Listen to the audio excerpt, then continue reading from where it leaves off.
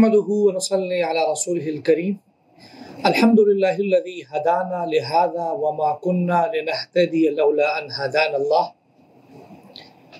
والصلاة والسلام على رسول الله محمد وعلى آله وأصحابه أجمعين۔ ناظرین، آپ کو پروگرام یسألونک میں خوش آمدید۔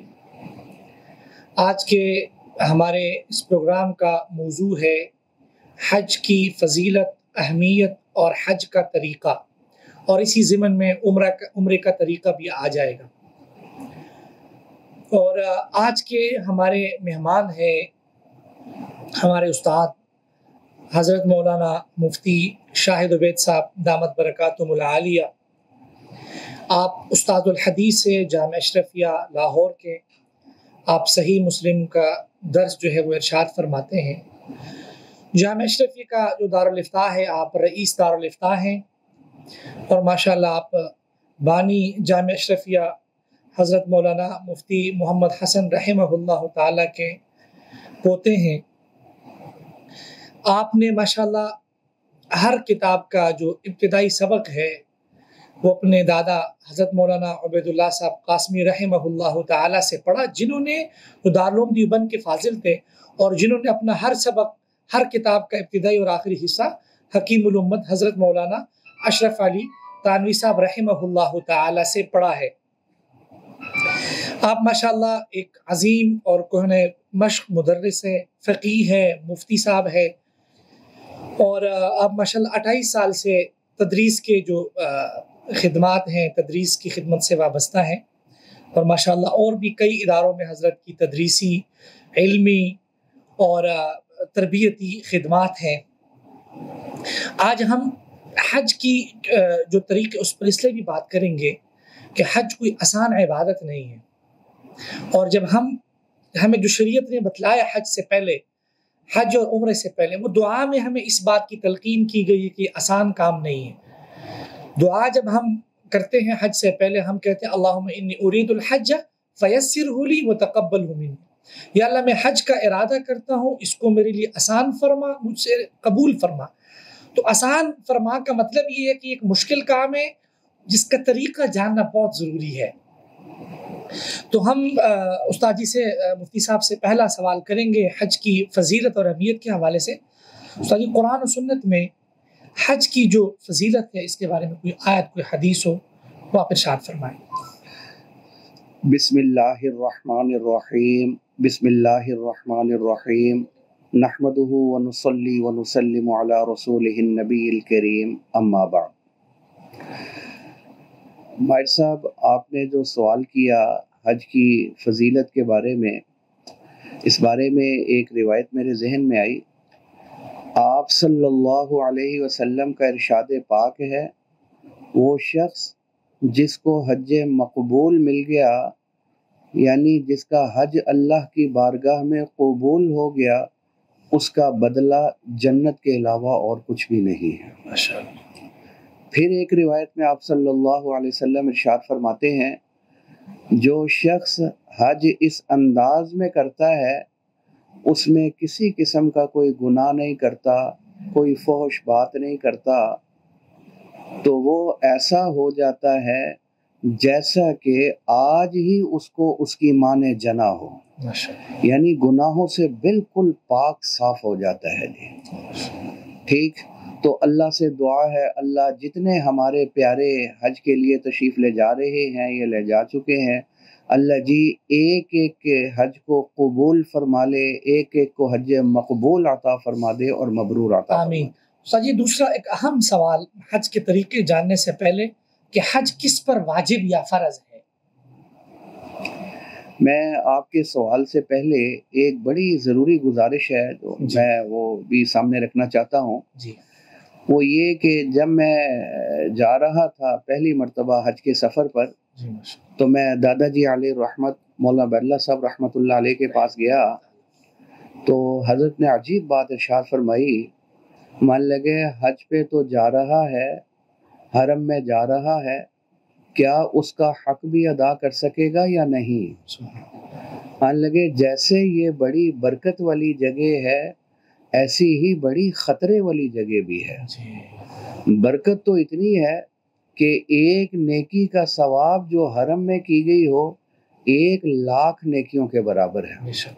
وہاں جو نماز پڑھی 1,00,000 نماز کے برابر ثواب ہے جی. بے شک. وہاں قرآن مجید اگر ایک مکمل کر لیا تو ایسا ہی ہے جیسے یہاں پاکستان میں ہم نے 1,00,000 مرتبہ قرآن مجید ختم کر لیا ہو. جی ماشاء اللہ. ٹھیک. تو مجھے جو حضرت نے فرمایا وہ فرمان لگے وہ جگہ بڑی خطرے والی جگہ بھی ہے. مان لگے جب میں جا رہا تھا حج پر تو میرے ابا جی علیہ رحمت بانی جامعہ شفیہ مفتی محمد حسن رحمۃ اللہ علیہ فرمانے لگے وہ کون سی جگہ ہے جہاں گناہ کا ارادہ کرنا بھی اللہ کے دردناک عذاب کو دعوت دیتا ہے. گناہ کرنا نہیں، گناہ کا ارادہ کرنا بھی. اور جگہوں میں تو جب تک گناہ نہ کریں یا گناہ کا پکا عزم نہ کریں گناہ نہیں لکھا جاتا. جی. وہ کون سی جگہ ہے جہاں گناہ کا ارادہ کرنا اللہ کے دردناک عذاب کو دعوت دینا ہے؟ مان لگے وہ یہ حرم ہے جی. اور دلیل یہ دی قرآن مجید کی آیت وَمَن يُرِدْ فِيهِ بِإِلْحَادٍ بِظُلْمٍ نُذِقْهُ مِنْ عَذَابٍ أَلِيمٍ. جو میرے اس حرم میں وَمَن يُرِدْ ارادہ بھی کرتا ہے ٹیڑھے پن کا ہم اس کو دردناک عذاب چکھائیں گے. نُذِقْهُ مِنْ عَذَابٍ أَلِيمٍ. اس لیے وہاں جو بھی پیارے جائیں تو وہ اس چیز کا خاص اہتمام کریں کسی قسم کا کوئی گناہ نہ ہو. جب گناہ کا ارادہ کرنا اللہ کے دردناک عذاب کو دعوت دیتا ہے تو حضرت مان لگے گناہ کرنا اس کا وبال کتنا زیادہ ہوگا. اور سب سے زیادہ جو گناہ ہوتا ہے وہاں یا ہو سکتا ہے وہ نظروں والا گناہ ہے. کیونکہ ہم جب طواف کر رہے ہوتے ہیں دائیں بائیں آگے پیچھے ظاہر ہے وہ خواتین چل رہی ہوتی ہیں تو نظروں کی حفاظت کریں، اپنے آپ کو ان سے بچا کر کریں، کسی کی غیبت نہ کریں، کوئی گندی بات کوئی فحش بات کسی کے ساتھ جھگڑا نہ کریں. اللہ نے اسی لیے قرآن مجید میں فرما دیا فَلَا رَفَثَ وَلَا فُسُوقَ وَلَا جِدَالَ فِي الْحَجِّ. جی تو حج کس پر فرض ہے؟ ہم یہ سوال پہ ہم گفتگو کر رہے تھے اس کے. جی حج کس پر فرض ہے؟ جی حج ہر اس شخص پر فرض ہے جس کے پاس اتنے پیسے ہوں، اتنی نقدی ہو یا اتنا گولڈ ہو یا ضرورت سے زائد سامان ہو یا کوئی پلاٹ ہو جو اس کا ضرورت سے زائد ہے. ٹھیک. تو اس کی قیمت اگر اتنی پہنچ جاتی ہے جس سے ہمارا حج ہو سکتا ہے. ہمارے ہاں ظاہر ہے کہ وہ 10 ساڑھے 10 لاکھ 11 لاکھ جو بھی قیمت ہوتی ہے جس میں ایک حج ہو سکتا ہے. اس کے بقدر اس کے پاس پیسے ہوں، اس کے علاوہ گھر والوں کے لیے بھی کوئی تھوڑا سا چھوڑ کر جانے کی سکت موجود ہو جس سے پیچھے ان کا گزارا ہوتا رہے. ٹھیک. تو یہی 11-12 لاکھ روپیہ 12 لاکھ روپیہ اس کے پاس اگر موجود ہے جس سے حج ہو سکتا ہے. اور وہی میں نے کہا 11 لاکھ تو یہ ہو گیا، اس کے علاوہ 1500 کے قریب تقریباً ریال اس کے پاس موجود ہوں، 1500 سے 2000 ریال ہو جائیں اور پیچھے گھر والوں کے لیے بھی اخراجات موجود ہوں. تو ایسے شخص پر حج فرض ہو جاتا ہے. اور جس پر زندگی میں ایک مرتبہ بالغ ہونے کے بعد حج فرض ہو گیا تو جب تک وہ اس کی ادائیگی نہیں کرے گا یہ حج والا فریضہ اس کے ذمے سے ساقط نہیں ہوگا. جی ماشاءاللہ. جی ماشاءاللہ. استاد جی جو حج کی اقسام بھی بتائے جاتے ہیں آپ مختصراً اس بارے میں ہمیں یہ بات فرما دیں کہ حج کی کتنی قسمیں ہیں اور عملی طور پر جو لوگ ہم حج کرتے ہیں پاکستان سے دوسرے ممالک سے وہ کون سا حج کرتے ہیں؟ حج کی کل 3 قسمیں ہیں. ایک ہے حج قران. جی ماشاءاللہ. حج قران بولتے ہیں کہ جب ہم احرام باندھنے لگیں تو اس میں عمرے اور حج دونوں کا احرام اکٹھے باندھ لیں. ٹھیک ہے. یعنی یوں نیت کریں اے اللہ میں عمرے اور حج دونوں کا اکٹھے احرام باندھتا ہوں. ٹھیک. ان دونوں کی نیت کر لیں تو اب ہمارا احرام جو ہے یہ حج قران والا احرام ہو گیا. اور یہ کھلے گا تب جب ہمارا حج ہو جائے گا. عمرہ کرنے کے بعد طواف بھی ہو گیا صحیح بھی ہو گئی لیکن یہ احرام نہیں کھلے گا. عمرہ کرنے کے بعد پھر یہ ہوگا کہ ظاہر ہے جس نے قران کا احرام باندھا ہوا ہے اس کے لیے مستحب یہ ہے کہ وہ طواف قدوم بھی کرے. عمرہ کرنے کے بعد طواف قدوم کر لے. جی اور طواف قدوم کے ساتھ ساتھ ایک بڑی اہم بات بتانے لگا ہوں، خاص طور پر جن کے ساتھ وہ خواتین بھی جا رہی ہیں جی یا کوئی ضعیف ہیں، وہ طواف قدوم کے ساتھ ہی اگر حج والی سعی کر لیں، جی جو طواف زیارت کے بعد کرنی ہے وہ جو پہلے کریں. طواف زیارت کے بعد کرنی ہے، ہاں تو قارن کے لیے تو ویسے بھی افضل یہی ہے جی. کہ وہ طواف قدوم کے ساتھ حج والی سعی کر لے. اس میں زیادہ رش بھی نہیں ہوتا جی آسانی ہو اور جائے گی. افضل بھی یہی ہے. جی تو پھر یہ قدوم کے ساتھ اگر وہ حج والی سعی کر لے گا تو جی دوبارہ طواف زیارت کے ساتھ اس کے کرنے کی ضرورت نہیں رہے گی. تو بہرحال اس کا احرام جب وہ حج کر لے گا، جی. یعنی اس کی قربانی ہو جائے گی، اسی وقت عمرے اور حج دونوں کا احرام کھلے گا، جی اس سے پہلے نہیں. بالکل. یہ تو ہو گیا قران. جی اور ایک قسم ہے حج افراد. افراد. جی حج افراد بولتے ہیں کہ یہاں سے جاتے ہوئے ہم صرف حج کا احرام باندھیں، عمرے کا نہیں. جی ٹھیک. اور پھر جب ہمارا حج مکمل ہو جائے گا تو وہ پھر ہمارا احرام کھل جائے گا. جی حج قران میں بھی حج کر کے احرام کھلتا تھا اور افراد میں بھی حج کر کے احرام کھلتا ہے.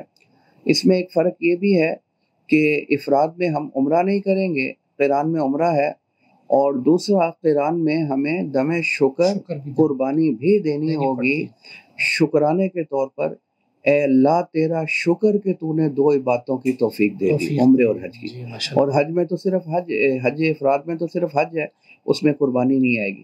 اور تیسری قسم جو ہے وہ حج تمتع ہے، جو ہمارے اکثر پیارے یہاں سے جاتے ہوئے کرتے ہیں حج، وہ حج تمتع ہوتا ہے. تمتع کرتے ہیں. اس میں ذرا سہولت ہوتی ہے. جی وہ ایسے کہ یہاں سے جب جائیں حرم کے سفر سے کے لیے، جی مکے کے لیے اگر جانا ہو ٹھیک تو ہے. صرف عمرے کے احرام کی نیت کیجیے. ٹھیک اے اللہ عمرے کے احرام کی نیت کرتا ہوں. تو وہاں پہنچ کر عمرہ کر لیں. جی عمرہ کرنے کے بعد پھر اپنا حلق یا قصر جو بھی کرنا ہے وہ کروا لیں. جی ہمارا عمرہ ختم ہو گیا، ہمارا احرام بھی ختم ہو گیا. احرام کی پابندیوں سے ہم باہر آ گئے. سلے ہوئے کپڑے پہنے، خوشبو لگائیں. حج کی کوئی احرام والی کوئی ممانعت موجود نہیں ہے.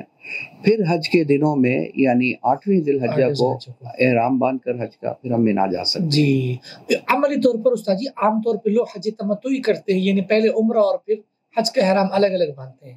ہاں جی، عملی طور پہ یہی ہوتا ہے. زیادہ تر لوگ یہ کرتے ہیں، لیکن میری درخواست یہ ہے جی جن ساتھیوں کی فلائٹ آخری ہو، جو آخری فلائٹوں میں جا رہے ہوں، مطلب 2 3 4 دن کا گیپ ہو، تو وہ اگر تھوڑا سا ہمت کریں، کوشش کریں اور حج قران کر لیں.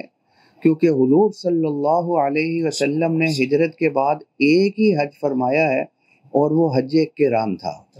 اور ظاہر ہے کہ حضور صلی اللہ علیہ وسلم مخلوق میں سب سے افضل، انبیاء میں بھی سب سے افضل نبی حضور صلی اللہ علیہ وسلم ہے. اور حضور صلی اللہ علیہ وسلم کا جو حج ہے وہ بھی سب سے افضل ہوگا. تو آپ صلی اللہ علیہ وسلم تو حج قران فرمایا تھا. تو جن کی فلائٹیں آخر میں ہیں وہ پھر اس چیز کی کوشش کر لیں کہ ان کا حج حضور صلی اللہ علیہ وسلم کے حج کے مطابق ہو جائے، حج قران ہو جائے، یہ زیادہ افضل ہوگا. اور جن کی فلائٹ پہلے ہے تو وہ حج تمتع کر لیں، اس کی بھی گنجائش موجود ہے. استاد جی عمرہ ہو یا حج ہو دونوں کے لیے احرام ضروری ہے، تو احرام کے باندھنے کا طریقہ کیا ہے؟ یعنی احرام شرعی طور پر احرام کس کو کہتے ہیں؟ کن کن چیزیں جب ہم کرتے ہیں تو ہمارا احرام ہو جاتا ہے؟ اور عمرے کا احرام کہاں سے باندھے گئے اور حج کا احرام کہاں سے باندھے گئے؟ یہ بڑا اچھا سوال ہے کہ احرام کسے کہتے ہیں، اس کے باندھنے کا طریقہ کیا ہے. دیکھیے ہم تو یوں سمجھتے ہیں کہ احرام 2 چادریں پہننے کا نام ہے. جی مرد حضرات 2 چادریں پہن لیں یہ احرام ہو گیا. یہ احرام نہیں ہے. جی احرام نام ہے نیت کر کے تلبیہ پڑھنے کا. اگر ہم عمرے کے لیے جا رہے ہیں تو عمرے کی نیت کریں اور ساتھ تلبیہ پڑھیں، لبیک اللہم لبیک لبیک لا شریک لک لبیک ان الحمد والنعمت لک والملک لا شریک لک. یہ پڑھے 3 مرتبہ. تو نیت کر کے جیسے ہی تلبیہ ہم نے پڑھا تو ہمارے عمرے کا احرام ہو گیا. اور حج کی نیت کر کے تلبیہ پڑھا تو ہمارا حج کا احرام ہو گیا.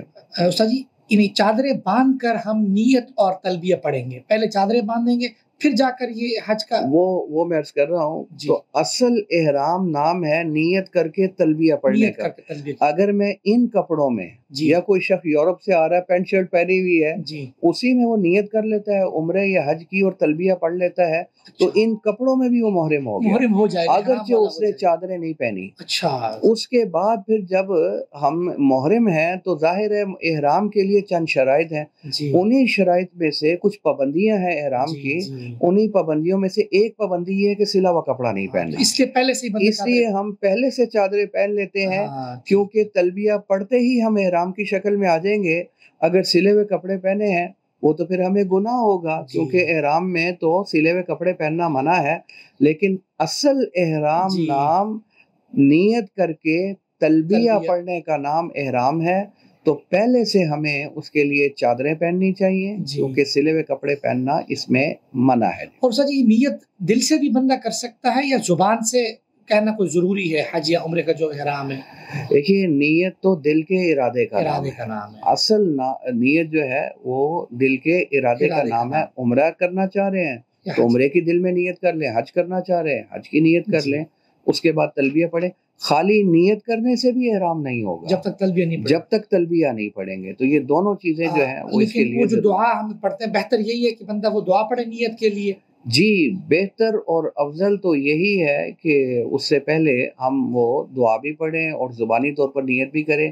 اے اللہ اللہم انی ارید الحج فیسرہ لی وتقبلہ منی. اگر اردو میں پڑھنا چاہتے ہیں تو وہ بھی اے اللہ میں عمرے کی یا حج کی جو بھی ہمارا ارادہ ہے اس کی نیت کرتا ہوں. اس کو میرے لیے آسان فرما دیجئے اور اپنی بارگاہ میں قبول فرما لیجئے. جی یہ پڑھا اور اس کے بعد جیسے ہی تلبیہ پڑھا تو تلبیہ پڑھتے ہی احرام ہو جائے گا اور یہ محرم بن جائے گا. لیکن جب بھی تلبیہ پڑھیں 3 مرتبہ پڑھیں.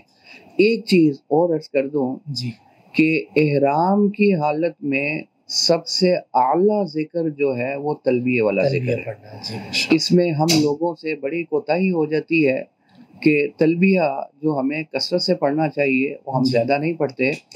یہ اتنی بڑی عبادت ہے کہ حضور صلی اللہ علیہ وسلم کا ارشاد پاک ہے کہ جب کوئی شخص تلبیہ پڑھتا ہے تو اس کے دائیں بائیں ارد گرد یہ شجر، یہ حجر، یہ مدر، یہ درخت، یہ کنکریاں، یہ نباتات جو چیزیں بھی ہوتی ہیں وہ اس کا تلبیہ سن کر وہ بھی تلبیہ پڑھنا شروع کر دیتی ہیں. اس کے ساتھ والی سنتی ہیں وہ بھی پڑھنا شروع کر دیتی ہیں حتیٰ کہ پوری دنیا تلبیہ کے ساتھ گونج رہی ہوتی ہے. تو سب سے اعلیٰ ذکر جو احرام کے بعد ہے وہ ہے یہ تلبیہ والا ذکر اور تلبیہ والی عبادت. اس لیے اس کا زیادہ سے زیادہ اہتمام کرنا چاہیے. جی ایک اہم بات یہ بھی ارشاد فرما دیں کہ عمرے کا احرام کہاں سے باندھیں گے اور حج کا احرام کہاں سے باندھیں گے؟ عام طور پہ جو پاکستان سے لوگ جاتے ہیں یا ہندوستان سے جاتے ہیں بنگلہ دیش وغیرہ سے. جی اگر حج تمتع کرنا ہے جی اور یہاں سے مکہ جانے کا ارادہ ہے جی تو پھر ظاہر ہے کہ یہاں سے عمرے کا احرام باندھ کر جائیں گے. ادھر ایئرپورٹ سے ہی باندھ دیں گے عمرے کا؟ ایئرپورٹ سے باندھ لیں گے اور ایئرپورٹ تو سے بہتر ہے کہ جب آپ جہاز میں بیٹھیں جہاز میں بیٹھے. اس وقت آپ نیت کر لیں اس کے عمرے کے احرام کی کیونکہ کئی دفعہ فلائٹ لیٹ بھی ہو جاتی ہے. جی. مجھے اس دن ساتھی کی کال آئی مفتی صاحب میری 2 دن فلائٹ لیٹ ہو گئی ہے. جی اب وہ 2 دن ظاہر ہے کہ اگر اس نے نیت کر لی ہے وہ تو پھر وہ پابندیوں میں رہے گا احرام کی. جی چادروں میں گھومتا پھرتا رہے گا. اس لیے جب جہاز میں بیٹھ جائیں جہاز اڑ جائے تو میقات سے پہلے جی. آپ کسی بھی وقت نیت کر لیں اے اللہ عمرے کے احرام کی نیت کرتا ہوں اور ساتھ تلبیہ پڑھ لیں. تو نیت اور تلبیہ یہی احرام ہے. احرام ہے. اور حج کا جو احرام ہے اگر ایک بندہ مکہ میں ہے مطلب اس کا عمرہ ہو گیا اپنے ہوٹل میں رہ رہا ہے تو حج کا احرام وہ کہاں سے باندھے گا؟ حج کا احرام وہ اپنے ہوٹل سے باندھے گا. جی وہ اپنے حرم ہوٹل میں ہی ہے یہ موجود ہے تو جس ہوٹل میں یہ موجود ہے وہیں سے یہ حج کا احرام باندھے گا. اب ہم آتے ہیں عمرے کے طریقے کی طرف. عمرہ کتنے کاموں کا نام ہے؟ یعنی عمرے کا اگر مختصر طریقہ جو ہے کوئی جاننا چاہتا ہے تو کتنے کاموں کے ذریعے احرام کے بعد آپ ہمیں وہ سمجھا سکتے ہیں عمرے کا طریقہ؟ جی بہت ہی اچھا سوال ہے. جی عمرے کا اگر میں خلاصہ اور نچوڑ نکالوں تو عمرہ صرف ایک چیز کا نام ہے جی ماشاء اور وہ ہے طواف. طواف. جی عمرہ نام ہے طواف کا، یعنی بیت اللہ کے ساتھ چکر لگانے کا نام عمرہ ہے. جی یعنی مقصد یہ ہے کہ عمرے میں صرف ایک ہی رکن ہے، رکن بنیادی. ٹھیک، بنیادی رکن جو ہے وہ ایک ہی ہے اور وہ ہے بیت اللہ کا طواف. ٹھیک، اس کے لیے شرط یہ ہے کہ احرام ہو. حرام. احرام کے بغیر نہ عمرہ ہوگا نہ حج ہوگا. ٹھیک، ہے. تو عمرے کے لیے شرط یہ ہے کہ احرام ہو. جی یہ بالکل ایسے ہی ہے جیسے کہ نماز کے لیے شرط یہ ہے کہ وضو ہو. وضو ہو. وضو کے بغیر جیسے نماز نہیں ہے، جی ایسے ہی احرام کے بغیر عمرہ نہیں ہے. طواف اگر کر لیا ہمارا عمرہ ہو گیا جی، اس کا فرض ادا ہو گیا، بنیادی رکن یہ ادا ہو گیا. باقی وہ ایک چیز رہ گئی ہے، وہ صحیح، وہ واجب ہے، وہ فرض نہیں ہے. طواف کے بعد یعنی مقصد یہ ہے کہ اگر وہ چھوٹ بھی گئی، صحیح چھوٹ بھی گئی کسی عذر کی وجہ سے یا ویسے چھوٹ گئی تو دم دیں گے، ہمارا عمرہ تو ہو جائے گا. لیکن اگر طواف چھوٹ گیا تو پھر چاہے 6 دم بھی دے دیں گے ہمارا عمرہ نہیں، کیونکہ رکن کی تلافی جو ہے وہ پھر دم سے نہیں ہوتی. جیسے نماز میں کوئی فرض چھوٹ جائے، ہم نے سجدہ نہیں کیا، ہم چاہے سجدہ صاحب کر لیں، اس کی تلافی نہیں ہو سکتی. رکن کے بغیر تو شے ہی نہیں ہے. جو عمرے کا جو طواف ہے اس کا مختصر طریقہ کیا ہے؟ وہ کہاں سے شروع کرتے ہیں؟ اس میں کیا کام سنت ہے؟ اور اس کے بعد کوئی نماز واجب ہے؟ جی، عمرے کا طواف کہاں سے شروع کرنا ہے اس حوالے سے تو میں عرض کروں، جب مسجد حرام میں جائیں تو مجھے جو حضرت نے فرمایا تھا کہ جیسے ہی مسجد میں داخل ہونا نفلی اعتکاف کی نیت کر لینا. نفلی اعتکاف کی نیت. ٹھیک، جی نفلی اعتکاف کی نیت کر لینا. کیوں؟ کیونکہ وہاں کی ایک نیکی 1,00,000 کے برابر ہے، تو وہاں کا ایک طواف بھی ظاہر ہے 1,00,000 طواف کے برابر ہے. پھر نظریں نیچی کرتے ہوئے جائیں، بیت اللہ کے اوپر نظر نہ ڈالیں، کن اکھیوں سے نظر ڈال جائے وہ ایک الگ بات ہے. پھر جیسے ہی مطاف میں پہنچیں، مطاف وہ ایریا ہے جو چھتا ہوا نہیں ہے. جو ایریا چھتا ہوا ہے وہ مسجد حرام کہلاتا ہے. ٹھیک ہے نا جی. تو جو چھتا ہوا نہیں ہے، مطاف ہے جہاں طواف ہوتا ہے، وہاں ایک سائڈ پر کھڑے ہو کر اب بیت اللہ پر نظر ڈالیں گے. ٹھیک، تو وہ جو آتا ہے کہ بیت اللہ پر جب پہلی نظر پڑے تو اللہ ایک دعا، جو پہلے دعا مانگی جاتی ہے وہ اللہ تعالیٰ قبول فرماتے ہیں. تو وہ ایک دعا مجھے حضرت نے فرمایا تھا، دادا جی علیہ رحمت نے، کہ وہ ایک دعا یہ مانگنا کہ اللہ ساری زندگی جتنی دعائیں مانگوں ساری قبول فرما لیں، مجھے مستجاب الدعوات بنا دینا. ٹھیک، ایک تو یہ کام کریں، اس کے بعد خوب دعائیں مانگیں اپنے لیے، مسلمانوں کے لیے، فلسطین کے لیے، پاکستان کے لیے، حرمین کے لیے، دوزخ سے بچنے کے لیے، جنت بلا حساب جنت کے لیے، وغیرہ وغیرہ. ٹھیک ہے نا جی. وہ دعا مانگنے کے بعد اب ہمارا جو طواف ہے یہ شروع ہوگا حجر اسود کے سامنے سے. ٹھیک، تو اب اس کا طریقہ یہ ہے کہ اس کے بالکل مقابل میں سبز لائٹ لگی ہوئی ہے، سارے ادھر ہی جا رہے ہیں، ہم نے ادھر ہی جانا ہے. تو وہاں جانے سے کچھ پہلے رک جائیں گے. ٹھیک، ایک تو کام یہ کریں کہ اب تلبیہ پڑھنا بند کر دیں. عمرے کا تلبیہ یہ طواف شروع کرنے تک ہے، اس کے بعد پڑھنا حضور صلی اللہ علیہ وسلم سے ثابت نہیں ہے، وہ بند ہو. اس کے علاوہ دوسرا کام یہ کرنا ہے کہ استباع کر لیا جائے، یعنی دائیں مونڈے کو ننگا کر لیا جائے اور نیچے سے چادر نکال کر اپنے بائیں مونڈے پر ڈال لی جائے. ٹھیک، یہ کر لیں. پھر عمرے والے طواف کی نیت کر لی جائے گی. ٹھیک، اب آ جائیں اس سبز لائٹ کے پاس اور اپنا رخ اور چہرہ کر لیا جائے بیت اللہ کی طرف. اب سمجھ لیں کہ حجر اسود بالکل ہمارے سامنے موجود ہے جی. ابھی جلدی جلدی 2 کام کرنے ہیں کیونکہ اس جگہ پر رش بہت ہوتا ہے. ٹھیک، ایک تو بیت اللہ کا استقبال، بسم اللہ اللہ اکبر کہیں، بسم اللہ اللہ اکبر وللہ الحمد، ہاتھ چھوڑ دیں، استقبال ہو گیا. اور اس کے بعد استلام، یہی کانوں کی لو تک ہاتھ اٹھائیں، بسم اللہ اللہ اکبر، بسم اللہ اللہ اکبر. یہ گویا ہاتھ آگے لے کر جا رہے ہیں، یہ ایسے ہی ہے جیسے ہم نے حجر اسود پر رکھ لیا. ٹھیک ہے نا جی. یہ کہہ دیا ہم نے. اور خواتین جو اپنے ہاتھ ہیں وہ کندھے تک، جہاں نماز میں جہاں تک اٹھاتی ہیں وہاں تک اٹھائیں گی. ٹھیک ہوگی بات. تو وہ بھی اسی طریقے سے استقبال اور استلام کے بعد اپنا طواف شروع کریں گی. طواف شروع کرنا ہے. طواف میں ایک بہت ضروری چیز جس کا خیال رکھنا ضروری ہے کہ دوران طواف وضو نہ ٹوٹنے پائے، کیونکہ وضو واجب ہے، ضروری ہے. اس کے بغیر اگر کر لیا تو وہ پھر ہمارا وہ جو دم واجب ہو جائے گا یا پھر نئے سرے سے کرنا پڑے گا. اب اس ہر چکر میں ہم نے استلام کرنا ہے؟ جی ماہر صاحب، ہر چکر میں ہم نے جب بھی آنا ہے سبد لائٹ کے پاس اس وقت ہم نے استلام کرنا ہے، بسم اللہ اللہ اکبر، بیت اللہ کی طرف منہ کر کے ایک دفعہ بسم اللہ اللہ اکبر یوں کرتے ہوئے ہم نے نکل جانا ہے. لیکن دوران طواف یعنی گول گھومتے ہوئے بیت اللہ پر نظر ڈالنا مکروہ ہے، کیونکہ آپ صلی اللہ علیہ وسلم نے دوران طواف نظر نہیں فرمائی تھی بیت اللہ کے، اور پہلے استلام کے وقت رمل کا بھی سنت ہے استاد جی، رمل جی مرد حضرات کے لیے پہلے 3 چکروں میں عمرے کے طواف میں رمل جو ہے یہ ایک مستحب اور سنت عمل ہے جی. باقی 4 چکر نارمل ہوں گے جی. البتہ خواتین جو ہیں، خواتین کے لیے 7 کے 7 چکروں میں رمل نہیں ہے جی. وہ عام رفتار کے ساتھ کریں گے جی 7 کے 7. اور ایک بات اور مختصر جی احرام کے حوالے سے میں خواتین کے حوالے سے بات کرنا چاہ رہا ہوں جی جی کہ خواتین وہ ایک سکارف باندھتی ہیں سر کے اوپر جی سر، ان میں یہ مشہور ہے کہ یہ ہمارا احرام ہے جی. اور وہ کئی خواتین پوچھ چکی ہیں کہ مفتی صاحب ہم وہ جو مسا کرتے ہیں نا جی ہم اس کو نہیں اتارتے، وہ تو ہمارا احرام ہی اتر جائے گا جی. تو وہ تو ہمارا احرام اتر جائے گا. بھئی وہ احرام نہیں ہے، وہ تو بال چھپانے کے لیے ہے، سطر کے لیے ہے.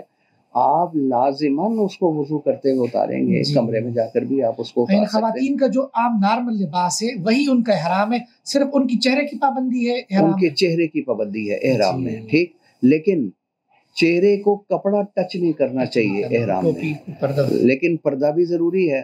تو اس کے لیے ضروری ہے کہ وہ ایزی کیپ لے لیں، اس کے آگے کوئی چادر سی گرا لیں جی. اور وہ چہرے کے ساتھ ٹچ بھی نہ ہو، احرام بھی ہو گیا جی. اور اس کے علاوہ وہ چہرے کو چھپا لیں گے تو پردہ بھی ہو جائے گا. کیونکہ میں نے کہا وہاں تو گناہ کا ارادہ کرنا، اللہ کے دردناک عذاب کو دعوت دینا ہے، تو یہ بے پردگی جو ہے یہ تو حرام ہے. تو وہ بھی بیت اللہ طواف کے بعد 2 رکعت جو پڑھتے ہیں اس کی حیثیت کیا ہے؟ وہ ضروری ہے، وہ بھی اس کا حصہ ہے، واجب؟ دیکھیے طواف جب 7 چکر لگ جائے نا جی تو ایک تو دوران طواف کئی لوگ پوچھتے ہیں کہ کون سا ذکر ہم کریں گے. جی جی یہ بڑی اہم بات. کوئی خاص ذکر جو ہے وہ اس میں نہیں ہے. آپ پہلا کلمہ پڑھیں، آپ تیسرا کلمہ پڑھیں. تیسرا کلمے کے بارے میں تو بڑی فضیلت آئی ہے جی کہ حضور صلی اللہ علیہ وسلم یہاں تک فرمایا کہ تمہیں جب ادھر بیٹھے ہوتے ہو تو تم کیوں نہیں جنت کی سیر کر لیتے. انہوں نے کہا وہ کیسے کر سکتے ہیں؟ تو حضور صلی اللہ علیہ وسلم نے فرمایا کہ بھئی تم تیسرا کلمہ پڑھتے رہا کرو نا، پھر تم دیکھنے میں تو یہاں ہو، حقیقت میں جنت میں سیر کر رہے ہو. تو تیسرا کلمہ پڑھیں، پہلا کلمہ پڑھیں، دعائیں پڑھیں، آیت کریمہ پڑھیں، وغیرہ وغیرہ جو ذکر کر سکتے ہیں کریں. البتہ حجر اسود سے جو پچھلا کونا ہے جو کہلاتا ہے رکن یمانی، جی وہاں پہنچنے کے بعد حضور صلی اللہ علیہ وسلم سے ایک ذکر ثابت ہے اور وہ مسنون ہے، وہ ہے ربنا آتنا فی الدنیا حسنہ وفی الآخرۃ حسنہ وقنا عذاب النار. اس رکن یمانی سے اس سبز لائٹ تک یہ پڑھنا یہ مستحب ہے، سنت ہے، تو یہ پڑھنا چاہیے. یہ خاص ذکر ہے جو ثابت ہے. باقی دعا کریں جو بھی کریں، لیکن ایک ایک طواف کے لیے ایک ایک قدم پر نیکی مل رہی ہے اور ایک ایک قدم پر ہمارا گناہ معاف ہو رہا ہے، یعنی عبادت ہے. بعض لوگ گپ شپ شروع کر دیتے ہیں، یہ بڑی غلط بات ہے. یہ اس کی بجائے بندہ اپنی زبان میں دعائیں کریں، ذکر کریں، میں نے بتا دیا دعائیں کریں، کلمے پڑھیں، لیکن اس کو یعنی ضرورت کی بات تو ہو سکتی ہے، بلا ضرورت گپ شپ نہیں کرنی چاہیے. اب ہم آتے ہیں طواف کے بعد 2 رکعت پڑھتے ہیں استاد، اس کے بارے میں فرما دیں، یہ بھی عمرے کا حصہ ہے. جی جب یہ عمرے کا طواف کر لیا جائے تو اس کے بعد 2 رکعت نماز نفل واجب الطواف ادا کرنے ہیں. یہ نفل نماز ہے؟ میں یہ نفل بولا آپ کے سامنے، اس کا مطلب یہ ہے کہ یہ اگر وہ ایسا وقت ہے جس میں نفل پڑھنا مکروہ ہے تو اس وقت یہ نہیں پڑھنے چاہیے. مثال کے طور پر عصر کی نماز ہم نے پڑھ لی ہے تو اس کے بعد جو ہے یہ نفل پڑھنا مکروہ عمل ہے تو اس وقت نہ پڑھے جائیں، مغرب کے بعد پڑھ لیے جائیں. ٹھیک، واجب تو ہے لیکن واجب لغیری ہی ہے، طواف کی وجہ سے واجب ہے، ورنہ اصلاً یہ نفل ہی ہے. ٹھیک ہے نا جی. تو یہ 2 رکعت نماز نفل واجب الطواف ہے اور یہ ایک مستحب عمل ہے. اس کے بعد پڑھ سکتے ہیں. یہ بڑا اچھا سوال کیا آپ نے. اصل یہ مستحب ہے مقام ابراہیم کے پاس پڑھنا. یہ وہ نماز ہے جس کا ذکر خود قرآن مجید میں ہے، وَاتَّخِذُوا مِن مَقَامِ إِبْرَاهِيمَ مُصَلَّى. مقام ابراہیم کو یعنی مصلی نماز پڑھنے کی جگہ بناؤ. یہ 2 نفل ہیں جو 7 چکروں کے بعد طواف کے بعد پڑھے جاتے ہیں. تو مقام ابراہیم کے پاس پڑھنا مستحب ہے، لیکن چونکہ رش بہت ہوتا ہے جی اس لیے مسجد حرام میں جہاں بھی جگہ مل جائے وہاں جا کر پڑھ لینا چاہیے. مقام ابراہیم کے پاس اگر رش ہے تو وہ نہیں پڑھنے چاہیے. وہ ایک ساتھی تھے ہمارے ساتھ، وہ وکیل صاحب، سپریم کورٹ کے وکیل تھے. جی مجھے کہنے لگے مفتی صاحب مجھے اللہ نے نئی زندگی دے دی. میں کہا کیا ہوا؟ حج پہ ساتھ تھے ہمارے. جی ماشاء اللہ. کہنے لگے کہ میں نا وہ پڑھا تھا کتاب میں کہ مقام ابراہیم کے پاس 2 نفل پڑھنے ہیں، تو میں ادھر پڑھ رہا تھا. رش خوب تھا، لوگ میرے سر کو ٹچ ہو کر جا رہے تھے جی. جی کہتے میرے اوپر قدم پڑ جاتے نا جی ان کے، تو پھر تو قیامت والے دن ملاقات ہونی تھی. اتنا ہجوم تھا. میں کہ اللہ کے ولی تم نے تو پڑھا کیوں؟ کہنے لگا میں نے پڑھا تھا کہ یہ کتاب میں پڑھا تھا، اس لیے کہیں پر بھی پڑھ سکتے ہیں. ادھر جو ہے نا بس یہ بھائی افضل کے پیچھے نہ پڑیں گی آپ. ٹھیک، آپ کو جہاں جگہ مل رہی ہے انشاءاللہ اگر ادھر کی وجہ سے پیچھے جا رہے ہیں تو اللہ تعالیٰ اس میں بھی وہی اجر رکھیں گے جو وہاں پڑھنے کا ہے. اس کے بعد ہمیں جو ہے وہ زمزم پینا ہے. جی حضور صلی اللہ علیہ وسلم فرماتے ہیں منافق ہی پیٹ بھر کر نہیں پیتا، مومن تو پیتا ہے. بڑا برکت والا پانی ہے. ایک قول کے مطابق حوض کوثر سے بھی اعلیٰ پانی ہے زمزم جی. چہرے پہ ملیں، سر پہ ملیں، سینے پہ ملیں، پانی پئیں. اور اس کے بعد دعا، اور دعا بہت قبول ہوتی ہے. تو میں دیکھ رہا تھا بعض علماء نے لکھا کہ وہ بیت اللہ کا دروازہ اور وہ حجر اسود کے درمیان جو جگہ ہے ملتزم، وہاں چمڑ کر اگر دعائیں مانگی جائیں تو بڑے بڑے حضرات کا تجربہ ہے کہ دعا رد نہیں ہوتی. لیکن اس رش میں وہاں جانا مشکل ہے. تو لکھا کہ اگر کوئی اس کی بالکل پیچھے سیٹ میں بھی آ کر کھڑے ہو جاتا ہے اور اللہ سے دعا کرتا ہے اے اللہ ادھر جانا تو مشکل ہے، کسی کو دھکا دوں گا، کسی سے دھکا کھاؤں گا تو ایذا پہنچانا تو حرام ہے، اے اللہ اس کو وہی جگہ بنا دے، ملتزم ہی بنا دے جی. تو اللہ کے لیے کیا مشکل ہے جی. تو وہاں کھڑے ہو کر دعا مانگیں یا جہاں بھی آسانی سے موقع ملے دعا مانگیں. اس موقع پر بھی بہت دعائیں قبول ہوتی ہیں جی. ٹھیک، یہ 3 مستحب کام ہیں جی. اب اس کے بعد ہم جائیں جی سعی کی طرف. لیکن سعی کی طرف جانے سے پہلے ایک اور استعلام کر لیں. یہ 9واں استعلام یہ سنت ہے جی. 8 استعلام طواف میں آ جائیں گے. 7 تو طواف میں آگے نا، اور ایک اس سے پہلے بھی کیا تھا. 7 چکروں کے بعد ایک ایک کرتے رہے، ایک اس سے 8 ہو گئے. یہ 9واں استعلام جس نے سعی کرنی ہے یہ بھی اس کے ذمے سنت ہے اور مستحب ہے جی. آخری جو کام ہے حلق سے پہلے عمرے کا وہ سعی ہے. وہ سعی ہے، یہ کا واجب ہے. مختصر طریقہ صحیح فرما دیں کہاں سے شروع کرتے ہیں؟ سعی شروع ہوگی صفا سے جی. ٹھیک، اگر یہ دعا یاد ہے ابدأ بما بدا اللہ، ٹھیک، جہاں سے اللہ نے ابتدا کی وہیں سے میں کرتا ہوں. ان الصفا والمروہ من شعائر اللہ، یہ پڑھے اور یہ وہاں جائے صفا پہاڑی پر جی. اب بیت اللہ کی طرف چہرہ کر کے خوب دعائیں مانگے جی، کیونکہ یہاں بھی دعائیں بہت قبول ہوتی ہیں جی. ٹھیک، اتنی دیر دعا مانگنا بہتر اور افضل ہے جتنے میں 25 سے 30 آیتیں پڑھی جاتی ہیں. 25 سے 30 آیتیں ٹھیک، وہاں منہ کر کے دعا مانگے. پھر آجے صفا پہاڑی پر جی، تو صفا سے مروہ اور مروہ سے صفا یہ ایک چکر ہے. اچھا اب یہ صفا سے مروہ ایک چکر ہے، صفا سے مروہ ایک چکر ہے اور مروہ سے صفا ایک الگ چکر، یہ 2 چکر ہو گئے. اچھا اس میں صفا سے مروہ جو ہم سعی کر رہے ہیں اس میں وضو ضروری نہیں ہے. وضو ضروری نہیں ہے. طواف میں ضروری ہے، سعی میں وضو ضروری نہیں ہے. اور اس میں مردوں کے لیے وہ بیچ میں وہ جو ہے نا سبز لائٹیں جو آ رہی ہیں، یہ وہ مقام ہے جہاں حضرت ہاجرہ وہ دوڑی تھی، تیز چلی تھی بچے کے پانی کے لیے. اور نشیبی جگہ تھی کہ کہیں یہ کہ بچے کو کوئی درندہ نقصان نہ پہنچائے. تو جہاں وہ تیز چلی تھی اللہ نے تیز چلنا عبادت بنا دی ہے. تو آج بھی وہ انہوں نے نشان لگائے ہوئے ہیں، سبز لائٹیں لگی ہوئی ہیں.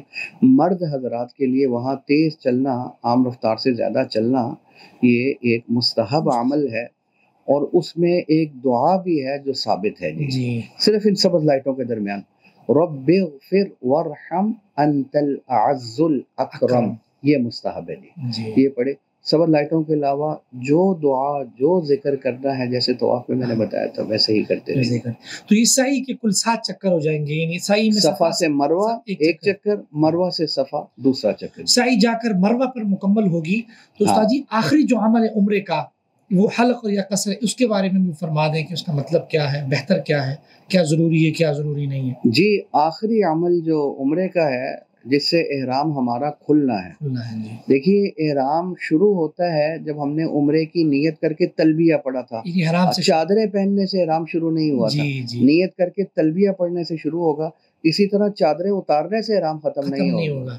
نیت کر کے حلق کرا کے یا قصر کروا کر ہمارا احرام ختم ہو جائے گا اور احرام والی پابندیاں بھی ختم ہو گی. حلق کا مطلب یہ حلق افضل ہے یا ضروری ہے، اور اس میں قصر کی صورت میں کتنے بال کاٹنے ضروری ہے؟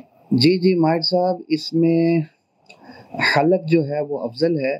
حضور صلی اللہ علیہ وسلم سے جب حلق کے بارے میں اور قصر کے بارے میں سوال کیا گیا تو آپ صلی اللہ علیہ وسلم نے 3 مرتبہ دعا دی، اللہم ارحم المحلقین، اے اللہ یہ جو حلق کروا رہے ہیں ان کے ساتھ رحم والا معاملہ فرما دے. 4تھی مرتبہ فرمایا چلو جو قصر کر رہے ہیں ان کے ساتھ بھی رحم والا معاملہ فرما دے. جی تو جو حضور صلی اللہ علیہ وسلم نے پسند فرمایا ہے، جو معاملہ خود فرمایا حضور صلی اللہ علیہ وسلم نے حلق والا، اور 3 مرتبہ دعا دی ہے، تو یہ افضل عمل ہے اور یہی کرنا چاہیے. اور قصر کتنا ہونا چاہیے کم از کم؟ قصر جو ہے وہ 1 انچ پورے سر کے بالوں میں سے 1 انچ کاٹنا چاہیے، اور یہ افضل ہے. کم از کم 1/4 سر کا بھی 1 انچ اگر کٹ جاتا ہے تو احرام کھل جائے. تو جو لوگ 2 بال 3 بال کاٹتے ہیں عموماً دیکھا کہ وہ احرام میں ہی ہے، ان کا احرام ختم نہیں ہوگا. جی الحمدللہ، یہ ہمارا عمرے کا طریقہ مکمل ہو گیا. عمرہ چاہے آپ الگ سے کرنا چاہیں کسی بھی موسم میں، جو عام طور پہ ہم کرتے ہیں، تو اس کا وہی طریقہ ہے جو ہمارے استاد جی مفتی صاحب نے ارشاد فرمایا. اور حج تمتع کی صورت میں بھی اگر آپ عمرہ کرتے ہیں، جو عام طور پر ہم عمرہ کرتے ہیں ان دنوں میں جب ہم حج کے لیے جاتے ہیں، تو اس کا بھی وہی طریقہ ہے. اب جب آپ وہاں پر ہیں حرم میں، آپ نفلی اعمال کریں، نفلی طوافیں کریں ساری، تو جو حج ہے وہ باقاعدہ 8 ذی الحجہ سے شروع ہوتا ہے. اور اب انشاءاللہ استاد جی سے اب حج کا طریقہ ہم جانیں گے. استاد جی آپ یہ فرما دیں کہ حج کے لیے جس طرح آپ نے فرما دیا کہ ہوٹل سے آپ احرام باندھیں گے، حج کے ٹوٹل جو دن ہے وہ کتنے دن ہیں، اور پہلے دن کا عمل کیا ہے؟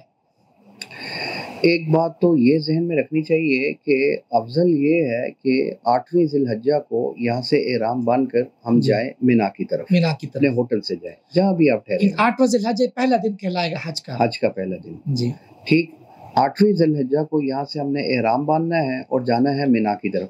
لیکن بعض ساتھیوں کو ان کے گروپ والے وہ کوشش کرتے ہیں کہ 7 کی رات کو لے جائیں. 7 کی رات کو لے جائیں. جی تو لاکھوں کا مجمع ہوتا ہے، ہمیں اپنے حج کو فوکس کرنا ہے، اس کی مین عبادتوں کو فوکس کرنا ہے. جی بالکل. اس رش کی وجہ سے اگر کوئی آگے پیچھے بھی ہو رہا ہے تو بلا کراہت جائز ہے. تو ان سے خام خواہ بحث نہیں کرنی چاہیے. میں نے پہلے کہہ دیا وَلَا جِدَالَ فِي الْحَجِّ، اللہ نے واضح طور پر فرما دیا اتنی اعلیٰ عبادت کہ جس کا بدلہ حضور فرما رہے ہیں اگر قبول ہو جائے جنت کے علاوہ کچھ بھی نہیں. بے شک. تو شیطان کو یہ گوارا نہیں ہے، وہ اس کو خراب کرنے کی کوشش کرے گا. نے بڑے برداشت کے ساتھ، حفاظت کے ساتھ، گناہوں سے بچنے کے ساتھ، جھگڑے سے بچنے کے ساتھ آپ نے عبادت کرنی ہے. ٹھیک. تو 7 کو لے جائیں یا 8 کو لے جائیں، جس وقت لے جا رہے ہیں آپ نے اسی وقت احرام باندھنا ہے. بہتر ہوگا اس سے 2-2.5 گھنٹے پہلے باندھ لیا جائے، کیونکہ سارے اکٹھے جاتے ہیں جب وہ غسل کے لیے باندھنے کے لیے تو ذرا دقت ہو جاتی ہے. ٹھیک. تو یہاں ہوٹل سے احرام باندھ کر ہم نے جانا ہے مینا میں جانا ہے. ٹھیک. تو پھر وہی سب سے اعلیٰ ذکر جو ہے تلبیہ، پھر احرام آ گیا، تلبیہ شروع ہو گیا. اب ہم نے کیا کرنا ہے، احرام کا طریقہ وہی ہے، اے اللہ میں حج کے احرام کی نیت کرتا ہوں، آسان فرما لے، قبول فرما لے. اور نیت کے بعد جیسے ہی تلبیہ پڑھا تو نیت اور تلبیہ کے ساتھ احرام شروع ہو گیا. حج کا احرام شروع ہو گیا. باقی جو چادریں پہنتے ہیں وہ تو اس لیے کہ احرام کے اندر سلا ہوا کپڑا پہننا منع ہے. وہ تو ہماری مجبوری ہے، ظاہر ہے کچھ نہ کچھ تو پہننا ہے، اس کے لیے پھر ہم ان چادروں کا استعمال کرتے ہیں. تو مینا میں جا کر جب ہم جاتے ہیں استاد جی، تو اس دن کے اعمال کیا ہے اور کب تک مینا میں ٹھہرتے ہیں؟ جب ہم جاتے ہیں مینا میں تو آج حج کا پہلا دن ہے. کل 5 دنوں میں حج کی عبادت جو ہے اس کی ادائیگی ہوتی ہے. 8، 9، 10، 11، 12 ذی الحج، ان 5 دنوں میں حج والی عبادت ہوتی ہے. ٹھیک. تو پہلا دن جو ہے 8ویں ذی الحج، اس میں حج کا صرف ایک کام ہمیں کرنا ہوتا ہے کہ حج کا احرام باندھنا. ٹھیک. مینا جاتے ہوئے حج کا احرام باندھنا ہے. اب ہم مینا پہنچ کے اور مینا پہنچنے کے بعد حج کا کوئی اور کام نہیں، اس سے اور کوئی کام نہیں، وہاں عبادت کریں، نمازیں پڑھیں، عبادت کریں اپنے وقت کے اوپر، زور کے وقت میں، عصر کے وقت میں، مغرب کے وقت میں، عشاء کے وقت میں اپنے خیمے میں پڑھیں، کسی اس کی مسجد جانے کی ضرورت نہیں، ادھر اپنے خیمے میں پڑھیں گے، مسجد تو دور ہے، فاصلے کے اوپر ہو جاتی ہے، وہ اپنے خیمے میں نماز پڑھیں، جماعت کے ساتھ نماز پڑھ لیں، ٹھیک۔ تو اس میں ایک مسئلہ جو پیش آتا ہے، وہ ادھر جو حاجی ہے وہ کئی دفعہ بحث ہو رہی ہوتی ہے کہ ہم نے قصر کرنی ہے، پوری نماز پڑھنی ہے، بڑی اہم یہ بات ہے، بڑا اہم مسئلہ ہے جی۔ تو جھگڑا بالکل نہیں کرنا، یہ مسئلہ ایسا ہے جو علماء کے درمیان مختلف ہی ہے، ایک اختلافی مسئلہ ہے، لیکن صحیح بات یہ ہے کہ اس وقت منا مزدلفہ وہ مکہ کا حصہ بن چکے ہیں، جیسے لاہور پھیلا ہے نا، پہلے تو لاہور سکڑا ہوا تھا، اب جیسے جیسے آبادی پھیل رہی ہے لاہور کی، وہ شہر بڑے ہو گئے، ایسے ہی مکے کی آبادی بھی پھیلی ہے، تو منا تک پہنچ گئی ہے، تو منا اب مکے کا حصہ بن گیا ہے جی۔ بہتر ہے کہ آپ یہ فرما رہے ہیں کہ پوری نماز پڑھے، اگر آپ کی 15 دن یا اس سے زیادہ کا قیام، منا مزدلفہ اور مکے کا قیام ملا کر 15 دن یا اس سے زائد بن جاتا ہے تو پھر یہاں یہ مقیم ہے، تو مقیم جو ہے وہ پوری نماز پڑھے گا۔ بعض لوگ ان کو یہ کہیں گے یہ اس کا حصہ نہیں ہے، اور یہ بہت سارے لوگ ہیں جی کہیں گے، وہ بحث کریں گے، آپ ان کو کہو یار آپ ٹھیک ہے جو آپ بہتر سمجھتے ہیں، وہ بھی علماء کی رائے ہے، آپ اس کے اوپر عمل کر لیں، لیکن ہم اسے بہتر سمجھتے ہیں۔ یہ وہ مسئلہ ہے جس کے لیے میں نے دارالعلوم کراچی فون کیا حضرت کو، مفتی محمود اشرف عثمانی رحمۃ اللہ علیہ کو، جو ان کے ہیڈ تھے درسگاہ کے، بڑے حضرات میں سے تھے، تو میں نے پوچھا حضرت سے کہ دارالعلوم کا موقف اس میں کوئی تبدیلی آئی ہے، یہ وہی موقف ہے منا کے حوالے سے؟ حضرت نے فرمایا واضح طور پر بھائی شاہد منا اب مکے کا حصہ ہے جی، ہمارا فتویٰ اسی کے مطابق جا رہا ہے۔ تو حضرت شیخ الاسلام مفتی تقی صاحب دامت برکاتہ عالیہ کا موقف بھی یہی ہے، تو ظاہر ہاتھی کے پاؤں میں سب کا پاؤں جی، تو حضرت کی بھی رائے یہی ہے، اور بات بڑے بڑے مدارس کی رائے بھی یہی ہے، اب جب یہی رائے راجح ہے جی۔ رائے راجح 8 ذی الحجہ کو جب ہم نے عشاء کی نماز پڑھی، ایک فرق اور پڑے گا جی، ایک فرق اور پڑے گا، وہ یہ پڑے گا کہ اگر 15 دن یا اس سے زائد ٹھہرنے کی نیت ہے تو پھر ہم مقیم ہیں، نماز پوری پڑھیں گے۔ ایک اور فرق پڑے گا، وہ یہ کہ اگر ہم صاحب نصاب ہیں تو حج کے علاوہ عید کی قربانی بھی واجب ہے، اس کے اوپر ہم انشاءاللہ مقیم بات کریں گے، مقیم ہونے کی وجہ سے۔ استاد جی جب ہم نے منا میں 8واں ذی الحجہ ہے، ہم منا میں ہم نے عشاء کی نماز پڑھ لی ہے، تو اب یہ جو 8 اور 9 کی رات ہے یہ منا میں گزرے گی جی، اور پھر اس کے بعد حج کا دوسرا دن شروع ہوتا ہے جو سب سے اہم دن ہے، جو عرفات والا دن ہے، اس میں کیا اعمال ہیں اور اس کے بارے میں جو احکام ہے وہ کیا ہیں جو حج کا دوسرا دن ہے؟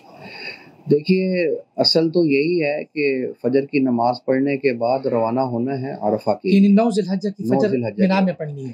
پہلا دن جو تھا حج کا 8ویں ذی الحجہ، اس میں تو صرف ایک حج کا کام کیا کہ ہم نے حج کا احرام باندھا، احرام باندھ کے منا میں گئے، اور یہ میری یہ بھی درخواست ہوگی ساتھ چھوٹا قرآن مجید لے جائیں جی، ساتھ مناجات مقبول ترجمے والی لے جائیں گے، جائے نماز وغیرہ لے جائیں، ہاں، کیونکہ یہ مانگنے کی جگہ ہے، حج کا احرام باندھا ہوا ہے، یہاں دعائیں رد نہیں ہوتی، قبول ہی قبول ہیں جی۔ ہم تو 4 5 7 منٹ دعا مانگیں گے، ہمیں تو مانگنا بھی نہیں آتا، اس کے بعد ہمیں یاد ہی نہیں دے گا مانگنا کیا ہے، ہمارے تو وہ جو ہمارے پاس تھا وہ ختم ہو گیا۔ بڑی اہم بات، تو مناجات مقبول وہ دعائیں جو اللہ نے سکھلائی ہیں اور جو رسول اللہ صلی اللہ علیہ وسلم نے مانگی ہیں، وہ دعائیں ہیں۔ اس کا نام مناجات مقبول اس لیے ہے کہ جو اللہ سکھلا رہے ہیں، جنہوں نے قبول کرنی ہے، اور جو حضور صلی اللہ علیہ وسلم نے مانگی ہیں تو ان کے قبول ہونے میں کیا شک ہے، پہلے سے قبول شدہ دعائیں، لہذا مناجات مقبول یعنی قبول شدہ ہے، اور وہاں دعائیں پڑھی نہیں جاتی، مانگی جاتی ہیں جی۔ تو آپ نے ترجمہ بھی دیکھنا ہے کہ کیا ہے جی، تلبیہ زیادہ سے زیادہ پڑھیں، قرآن مجید کی تلاوت کریں، ذکر کریں، تکبیر پڑھیں، لا الہ الا اللہ۔ ان دنوں میں تو حدیث میں آتا ہے کہ یہ منا کی گلیاں گونج رہی ہوتی تھی تکبیر سے جی، ٹھیک ہے نا، یہ جو ذی الحجہ کے دن ہے تو صحابہ پڑھتے تھے، تابعین سے پڑھنا بھی ثابت ہے جی، عبداللہ ابن عمر رضی اللہ عنہ سے پڑھنا بھی ثابت ہے۔ تو بہرحال تکبیر پڑھیں، اور جو تکبیر تشریق ہے، تلبیہ تو سب سے اعلیٰ ذکر ہے، قرآن کی تلاوت کریں، دعائیں مانگیں، یہ دن ایسے گزارنا ہے۔ آج صرف ایک کام کیا 8ویں ذی الحجہ کو کہ ہم نے حج کا احرام باندھا ہے، باقی دوسرا دن 9ویں ذی الحجہ۔ آج حج کا سب سے اعلیٰ رکن ادا کیا جائے گا جس کا نام ہے وقوف عرفہ، جس کا وقوف عرفہ ہو گیا اس کا حج ہو گیا۔ حضور صلی اللہ علیہ وسلم فرماتے ہیں، ترمذی شریف میں روایت موجود ہے، حج تو وقوف عرفہ کا نام ہے، باقی اگر کام رہ بھی جاتے ہیں چلو کوئی بات نہیں، دم دے دیں گے، جی کوئی اور طریقہ ہو جائے گا، دوبارہ کر لیں گے وغیرہ وغیرہ، تو وہ حج کسی نہ کسی طریقے سے ہو جی جائے گا، آئندہ سال حج کرنے کی ضرورت نہیں رہے گی، جی ضروری نہیں رہے گا۔ لیکن اگر وقوف عرفہ رہ گیا وہ حج ہی نہیں ہوگا، وہ آئندہ سال کرنا پڑے گا۔ جی سب سے بڑا رکن اور سب سے اعلیٰ اور افضل رکن جو ہے یہ وقوف عرفہ ہے۔ عرفہ۔ تو ہم دوسرے دن یعنی 9 ذی الحجہ کو فجر کے بعد ہم منا سے جو ہے وہ عرفات فجر چلے کے گئے، بعد جائیں گے اور بعض ساتھیوں کو رات کو ہی لے کے جائیں جاتے گے۔ ہیں۔ ٹھیک۔ جب لے کر جائیں، یہ نہ ہو کہ دن کو لے جائیں آگے جا کر بس پھنس جائے، گرمی بھی شدید ہوتی ہے، تو ہمارا جو سب سے بڑا فریضہ اور رکن ہے اس میں خلل آ جائے۔ اب اس میں واجب وقت کیا ہے، کب سے کب تک؟ میں وہ عرض کرنے لگا ہوں۔ جی تو اب جب بھی لے کر جائیں آپ وہاں چلے جائیں۔ جی۔ عام طور پر حاجیوں کو رات کو لے جاتے ہیں عام یہ، طور پر آپ کو لے جاتے تو یہاں ہم نے کرنا یہ ہے کہ فجر کی نماز پڑھیں 9 ذی الحجہ کو، اگر آپ ادھر پہلے ہی پہنچ جاتے ہیں جی اس کے بعد دوبارہ آرام کر لیں، جی آرام کریں۔ ٹھیک، کیونکہ یہ وقوف عرفہ کا وقت زوال کے بعد شروع یعنی ہوتا ظہر ہے، کا جب وقت شروع ہوتا ہے تو وقوف عرفہ کا وقت ہے۔ جی۔ تو اس سے پہلے آپ 10 بجے تک 10:30 بجے تک آرام سے آرام کریں۔ کر لیں، پھر جائیں اپنا وہ وضو شروع کا غسل وغیرہ جو بھی کرنا چاہ رہے ہیں اس کا نظم کر لیں، کریں۔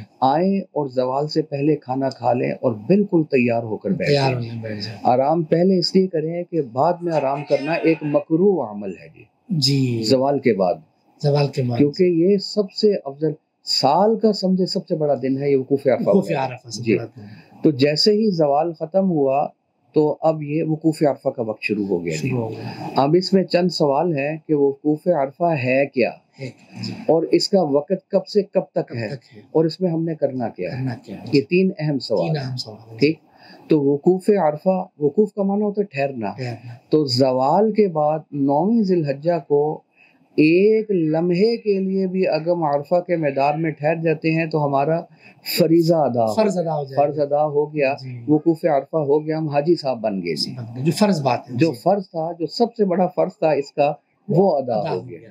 ٹھیک جی، جو واجب، تو یہ ہو گیا۔ باقی جو واجب ہے، دوسرا سوال یہ ہے کہ کب سے کب تک ٹھہرنا ہے، تو زوال سے لے کر غروب تک ٹھہرنا واجب یعنی ہے، اس مکمل ٹائم میں ٹھہرنا واجب ہے۔ ٹھہرنا واجب ہے۔ تو ظاہر ہے اس سے پہلے تو بسیں آگے جانے ہی نہیں دیتے، لیکن بعض پیدل والے ساتھی کوشش کرتے ہیں پہلے نکلنے کی، وہ نکل بھی جاتے ہیں، تو وہ اگر نکل گئے غروب سے پہلے دم آ اور جائے، پھر واپس نہ آئے غروب سے پہلے، تو ان پر دم آ جائے دم گا آ جی، جائے گا۔ کیونکہ یہ واجب ہے ٹھہرنا غروب تک۔ جی۔ اب کرنا اس میں کیا؟ کرنا کیا ہے، یہ جو تیسرا سوال ہے، اس میں ہم نے ظہر اگر خیمے میں پڑھنی ہے، ظہر کے وقت میں پڑھنی ہے، عصر کے وقت میں پڑھنی ہے، وہ جیسے ہم نے تفصیل بتائی تھی، اگر ہم جی۔ مقیم ہیں تو ہم پوری پڑھیں گے، اور اگر مسافر ہیں اور اپنی نماز پڑھ رہے ہیں ٹھیک، تو پھر ہم قصر کریں گے ٹھیک۔ اچھا ایک بات اور عرض کر دوں، مقیم ہے یا مسافر ہے تو قصر فرضوں میں ہوگی، سنتوں میں نہیں، سنتوں میں سنتیں پوری پڑھیں گے۔ بات اتنی اعلیٰ جگہوں پر جا کر بھی اگر ہم سنتیں اور نفل چھوڑ دیتے تو ادھر تو گئے ہی عبادت کے لیے ہم۔ کئی ساتھی پوچھ رہے ہوتے نہیں، سنتیں آپ کو پڑھنی چاہیے اور ضرور پڑھنی چاہیے، سنتیں پڑھیں، نوافل پڑھیں، تلاوت خیمے میں پڑھیں وہ ظہر اثر الگ پڑھیں، لیکن جو مسجد میں جائیں تو وہاں پہ مسجد میں جانے کا بالکل مشورہ نہیں ہے، مشورہ نہیں ہے رش کی وجہ تو سے۔ ایک تو رش ہو، دوسرا گرمی شدید، تیسرا واپس پہنچنا مشکل ہو جاتا ہے، جی۔ اتنا قیمتی دن ہمارا وہ خیمہ ڈھونڈنے میں برباد خیمہ ہو ڈھونڈنے گیا۔ میں لگ جاتا ہے۔ پچھلی دفعہ وہ ساتھی کچھ چلے گئے جو ہمارے ساتھ تھے، جی۔ اس نے مجھے بتایا، کہتا ہے مفتی صاحب مجھے الٹیاں لگ گئیں جی۔ وہ گیا تھا اس پہاڑی پر جو جبل رحمت، جی جی جی، اس کو الٹیاں لگ گئی، ساتھ اس کی بیگم تھی، اس کو ہسپتال لے کر گئے، ادھر ہزاروں کی تعداد میں تھے، تو وہ اس کے بعد پورے حج کے اندر کہتا ہے میرے لیے مسائل رہے، خیمے میں ہی رہیے، بھائی آپ خیمے میں رہیں، ظہر کے وقت میں پڑھیں، عصر وہ جو ملا کر پڑھنا ہوتا ہے وہ ان لوگوں کے لیے ہوتا ہے جو مسجد نمرہ میں جا کر پڑھتے ہیں جی، اور وہاں بھی کچھ مسائل ہوتے ہیں تو اس لیے وہاں نہیں جانا چاہیے، ظہر میں، عصر اس کے علاوہ آپ کیا کرنا ہے؟ دعاؤں کہاں جو فرمائیں وہ میں نے عرض کیا ہے، قرآن مجید کی تلاوت کریں،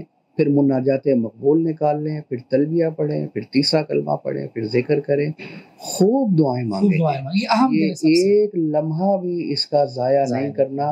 حدیث میں آتا ہے کہ یہ وقوف عرفہ والے دن حضور صلی اللہ علیہ وسلم فرماتے ہیں شیطان اپنے سر کے اوپر خاک ڈالتا ہے، مٹی ڈالتا ہے اور بھاگ جاتا ہے، جب وہ اللہ کی رحمتیں برستی ہوئی دیکھتا ہے اور اللہ کی مغفرت اور بخشش دیکھتا ہے، کیسے آسمان سے اللہ کی رحمتیں اتر رہی ہیں، وہ اتنا ذلیل اور پریشان ہو جاتا ہے، خاک ڈالتے ہوئے بھاگتا ہے۔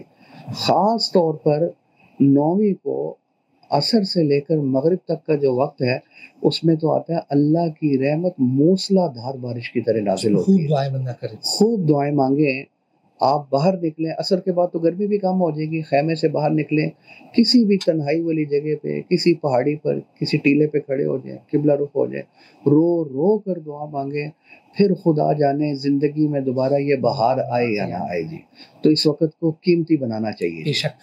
تو جب غروب آفتاب ہو جائے یعنی مغرب کا جب وقت ایک طرح سے داخل ہو جائے تو یہ ہمارا دوسرا دن کا جو یہ وقوف عرفہ کا عمل مکمل ہو. اس کے بعد کیا اعمال ہیں؟ 9ویں ذی الحجہ حج کا دوسرا دن. آج ہم نے حج کا صرف ایک کام کیا کہ حج کا سب سے بڑا رکن وقوف عرفہ ادا کیا.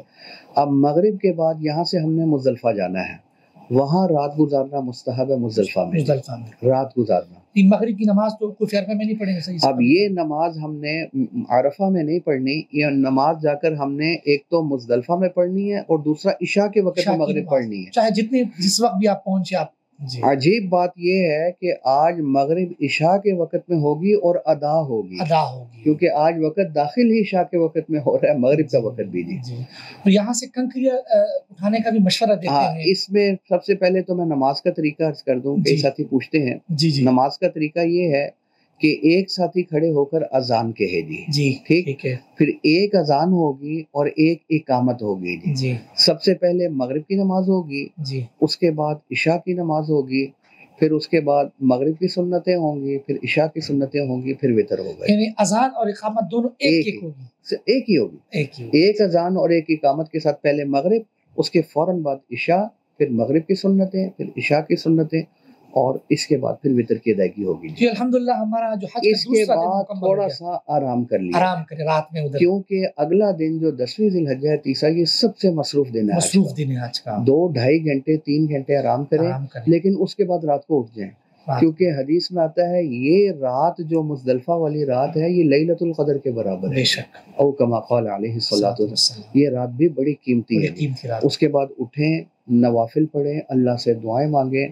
پھر جیسے ہی فجر کا وقت داخل ہو جاتا ہے جی, تو فجر کا وقت داخل ہونے کے بعد اذان, اس کے بعد نماز جی. اچھا, کئی ساتھی پوچھ رہے ہوتے ہیں کہ ہمیں کیسے پتہ چلے گا وقت کب داخل ہو رہا ہے جی. بھئی آپ مسجد حرام میں موجود تھے, وہاں آپ جو نمازوں کا جو اوقات لکھے ہوئے ہیں تو ان کی تصویر کھینچ لیں, اس کو محفوظ کر لیں, اور اس کے بعد اس کے 2-3 منٹ بعد جو ہے نا آپ سمجھ لیں کہ ہمارا زور کا وقت یا عصر کا وقت یا مغرب یا فجر کا وقت داخل ہو گیا. اذان کے ہیں, اس کے بعد مغرب کی نماز. اب 10ویں ذی الحجہ فجر کی اذان جب آپ پڑھ لیں گے اس کا مطلب ہے آپ کا وقوف مزدلفہ ہو گیا. وہاں مزید ٹھہرنا ضروری تو نہیں ہے استاد جی؟ نہیں, مزید ٹھہرنا ضروری نہیں. وہی اذان اور وہی نماز کے بعد تھوڑا سا وقوف کر لیں. وقوف کرنے کا معنی یہ ہے کہ یہ طلوع تک تو ویسے وقت ہے, لیکن سارا وقت ٹھہرنا ضروری نہیں ہے. تھوڑا وقت بھی ٹھہر لیں گے تو واجب ادا ہو جائے گا. اور پہلے وقت بندہ نماز پڑھ لے, مشورہ پہلے وقت میں نماز پڑھے. اور آج 10ویں ذی الحجہ شروع ہو چکی ہے. آج 10ویں ذی الحجہ حج کا پہلا کام جو 10ویں ذی الحجہ وہ ہے وقوف مزدلفہ. جو عید کا دن ہے وہ آپ کا شروع ہو گیا, جو حج کا تیسرا دن ہے. اور اس میں صحیح فرمائیں, بہت سارے لوگ سمجھتے عید کا دن ہے, عید کی نماز بھی ہوگی. اس دن کی اعمال کیا ہے جو تیسرا دن ہے بڑا؟ میں وہی عرض کر لگا. ایک تو ہم نے دعا کرنی ہے, نماز کے بعد قبلہ رخ ہو کر دعا کریں. اور یہ وقوف مزدلفہ جو ہے وقوف عرفہ کی طرح فرض نہیں, یہ واجب ہے. یہ واجب ہے, بلا عذر نہیں چھوڑنا. بلا عذر چھوڑ دیا دم آ جائے گا. ٹھیک, تو یہ واجب ہے. نماز پڑھنے کے بعد قبلہ رخ ہو کر خوب دعائیں مانگیں. اس میں اتنی دعائیں قبول ہوتی ہیں کہ حضور صلی اللہ علیہ وسلم فرماتے ہیں میری بعض وہ دعائیں جو عرفہ میں قبول نہیں ہوئی میں نے مزدلفہ میں آ کر مانگی تو اللہ نے وہ قبول فرما لی تھی. تو یہ بھی بڑا قیمتی دن ہے. تو یہ طلوع تک ٹھہرنا ضروری نہیں ہے, تو آپ تھوڑی دیر بھی ٹھہر جائیں گے, 15 منٹ 20 منٹ آدھا گھنٹہ آپ کا. اس کے بعد پھر ہم نے ایک کام کر لیا جی. اب ہم نے جانا ہے جی ادھر بڑے شیطان کو کنکری مارنے کے لیے. تو 10ویں ذی الحجہ کو جو رمی کا وقت ہے وہ فجر کے وقت سے ہی شروع ہو گیا. فجر کے وقت 10ویں ذی الحجہ صبح صادق سے ہی شروع ہو گیا. آپ یہاں سے چلیں, کثرت سے تلبیہ پڑھتے رہیں اور اذکار کرتے رہیں. آپ جائیں, جاتے ہوئے اکثر ساتھی پیدل جا رہے ہوتے ہیں, آپ جائیں اور مینا میں جہاں وہ جمرات موجود ہیں، جی آج اس کا پہلا کام یہ ہے کہ آپ نے بڑے شیطان کو کنکری مارنی ہے، صرف ایک شیطان کو مارنی ہے اور بڑے شیطان کو مارنی ہے۔ کنکری مارنے کا طریقہ کیا ہے؟ لوگ بڑے اوقات مزدلفہ سے ہم نے 70 کنکریاں اٹھانی ہیں، 70 کنکری مزدلفہ سے اٹھانی ہے، اور یہ کنکری جو ہے یہ تقریباً آپ سمجھ لیں کہ مٹر کا جو دانہ یا چنے کا دانہ ہوتا ہے نا، اس کی بقدر ہونی چاہیے، ٹھیک ہے نا جی، اتنی ہو جائے تو بہتر ہے جی تو یہ 70 کے قریب کنکریاں لے لیں گی۔ جی پہلے دن صرف ہم نے بڑے شیطان کو کنکری مارنی ہے۔ جی اس کا طریقہ یہ ہے کہ جب ہم پہنچیں گے جمرات میں جی تو ایک ہجوم ہے جو ادھر ہجوم اکٹھا اور ہوگا، رش ہوگا۔ بہت بڑا رش ہوگا۔ تو ہمارا تجربہ ہے، جی بارہا کا تجربہ ہے، وہ یہ ہے کہ ساتھی جو ہے نا رش میں دیکھ کے پریشان ہو جاتے ہیں اور پھر رش میں گھسنے کی کوشش کرتے ہیں۔ جی جی گرمی بھی شدید ہے، سانس گھٹتا ہے، جی ایسا نہیں کریں۔ جی آپ جہاں رش ہے نا ادھر سے گھومنا شروع کر دیں۔ عجیب بات یہ ہے کہ جب آپ پیچھے آئیں گے نا جمرات کے، ہم دیکھیں بندے کوئی موجود نہیں ہے، جی گول ہے وہ گول ہے نا، تو وہ جی ایک ہی جگہ پہ بندے تقریباً زیادہ موجود ہوتے ہیں۔ ہاں ہاں پیچھے آپ کو خالی جگہ مل خالی جاتی جگہ ہے، مل جائے گی، وہاں پہنچیں اور وہاں پہنچ کر اپنی 7 کنکریاں نکالیں 7 کنکری اور اب اپنا تلبیہ موقوف کر دیں۔ تلبیہ بند کر دیں۔ عمرے والا تلبیہ جو موقوف ہوا تھا وہ ہوا طواف تھا پر ہوا طواف، تھا، اور یہاں یہ رمی کنکری پر جو رمی بڑے پر شیطان ہو، کی رمی ایک ہی ہے۔ جی ٹھیک۔ تو اس میں مارتے وقت یہ پڑھیے گا بسم اللہ اللہ اکبر رغما للشیطان و رضا للرحمن۔ میں اللہ کے نام کے ساتھ شروع کرتا ہوں، اللہ سب سے بڑے ہیں، شیطان کو ذلیل کرنے کے لیے اور رحمان کو راضی کرنے کے لیے کنکری مار رہا ہوں، یہ معنی ہے اس کا دعا کا۔ جی جی ٹھیک، یہ پڑھیں بسم اللہ اللہ اکبر رغما للشیطان و رضا للرحمن پڑھیں اور کنکری ماریں۔ وہ جو ہوزی سی بنی ہوئی ہے نا، اس ہوزی میں اگر کنکری گر جاتی ہے سمجھے آپ کی کنکری ہو گئی ہے۔ ٹھیک ہے، ٹھیک جی۔ تو وہ کیونکہ نیچے اس کو اس انداز میں بنایا ہوا ہے تو وہ جا کر اسی کی جڑ میں جا کر لگے گی جڑ میں وہ کنکری آپ کی مطلب اگر درمیان میں اس کو بھی نہ بھی لگے، نیچے بھی گر جائے تو آپ کی وہ ہوزی میں گرنی چاہیے ہوزی میں اگر اس کو نہ بھی لگے تو یہ پہلا اچھا کام ہو گیا۔ ایک بات اور بتا دوں کہ بڑے شیطان کو کنکری مارنے کے بعد حضور صلی اللہ علیہ وسلم سے دعا مانگنا ثابت ہے۔ اور اس کا وقت کیا ہے؟ رمی کا وقت بتا رہے تھے، میں نے کہا فجر کے وقت سے شروع ہوگا اور مغرب تک وقت ہے، اور مغرب سے لے کر فجر کا وقت شروع ہونے تک بھی کنکری کی جا سکتی ہے، ماری جا سکتی ہے۔ تو جن کے ساتھ خواتین گئی ہیں یا کوئی بوڑھے اور ضعیف ہیں وہ رات کو بھی مار سکتے ہیں۔ تو بلا کر یہ تیسرے دن کا پہلا عمل رمی ہو گیا۔ تیسرے دن کا دوسرا عمل کیا ہے؟ پہلا عمل تو ہم نے وہ کر لیا نا، وقوف مزدلفہ پہ دوسرا پھر رمی، اس کے بعد ہم نے رمی کے بعد اس کے بعد قربانی ہوگی جی، قربانی ہوگی۔ قربانی تو صحیح لوگ عموماً خود نہیں کرتے، تو وہ پھر ان کو اطلاع دیتے ہیں کیا اس کے بارے میں، کیا تجویزات؟ اس کا سب سے بہتر طریقہ یہ ہے کہ جس پر آپ کا اعتماد ہو اس کو قربانی کے لیے اس کو وکیل بنایا جائے۔ تو ہم نے دیکھا ہے کہ ساتھیوں کے اندر ہی خیمے میں سے کچھ ساتھی نکل آتے ہیں جو چلے جاتے ہیں، وہ اچھے ساتھی ہوتے ہیں، وہ بتلا دیتے ہیں کہ جی آپ کی قربانی ہو گئی ہے تو اس میں کرنا چاہیے، ورنہ آپ کسی کے۔ تو حج کے تیسرے دن جب ہم رمی کا عمل مکمل کرتے ہیں، قربانی کے حوالے سے ہی فرمائیں کہ استاد جی قربانی کن کن پر ہے، مطلب جن کا کون سا حج ہو تو قربانی لازم، اور اس کا کیا طریقہ ہے؟ دیکھیے جو حج قران کر رہے ہیں اور حج تمتع کر رہے ہیں، جس کا آپ نے شروع میں بتلا دیا کہ اس کا جی کیا مطلب ان کے ذمہ قربانی آ جائے گی، قربانی آ جائے گی۔ لیکن ایک بات یہ ذہن میں رکھیں کہ یہ جو 3 اعمال ہیں 10ویں ذی الحجہ کو، رمی، قربانی اور حلق یا کسر، ان میں ترتیب واجب ہے، ضروری ہے، ترتیب واجب ہے۔ اگر یہ ترتیب بھی آگے پیچھے ہوگی تب بھی دم واجب ہو جائے گا۔ لہٰذا اس کا پورا اہتمام کیا جائے کہ جو وقت دیا جائے رمی کا، جو وقت دیا جائے قربانی کا، اس وقت سے پہلے ہی قربانی کر لی جائے۔ قربانی کسی کے ذریعے کروا دیں یا خود کوئی بندہ بھیج آپ نے فرما دے، اس کا بھی ہو جائے گا، آپ کی قربانی ہو جائے گی۔ جی بالکل، اس جو وقت قربانی کا دیا ہے اس سے پہلے ہی رمی کر لیں جی۔ اور اس میں بہتر یہ ہے کہ قربانی کے لیے کوئی قابل اعتماد ساتھی جو ہے اس کو تلاش کر لے، وہ قربانی کرے۔ تو بہرحال جو بھی کر رہا ہے قربانی، جو اس نے وقت آپ کو دیا ہے اس سے آدھا 1 گھنٹہ پہلے تک لازماً آپ کی رمی ہو جانی چاہیے۔ اور اگر کوئی خاص ساتھی ہے آپ کا جس سے پوچھنا ممکن ہے تو قربانی کا اس سے پہلے پوچھ لیں کہ میری قربانی ہوئی ہے یا نہیں ہوئی ہے۔ اگر وہ آپ کو اوکے کر دیتا ہے تو اس کے بعد اپنا حلق کا عمل ہے۔ اچھا قربانی کے اندر ایک سوال یہ بھی ہے، بہت سارے لوگ یہ پوچھتے ہیں کہ کیا یہ جو ہم وہاں قربانی کرتے ہیں یہ ہماری عید کی قربانی ہے یا حج کی قربانی ہے؟ تو اس حوالے سے جو عید کی قربانی اس کا کیا حکم ہے؟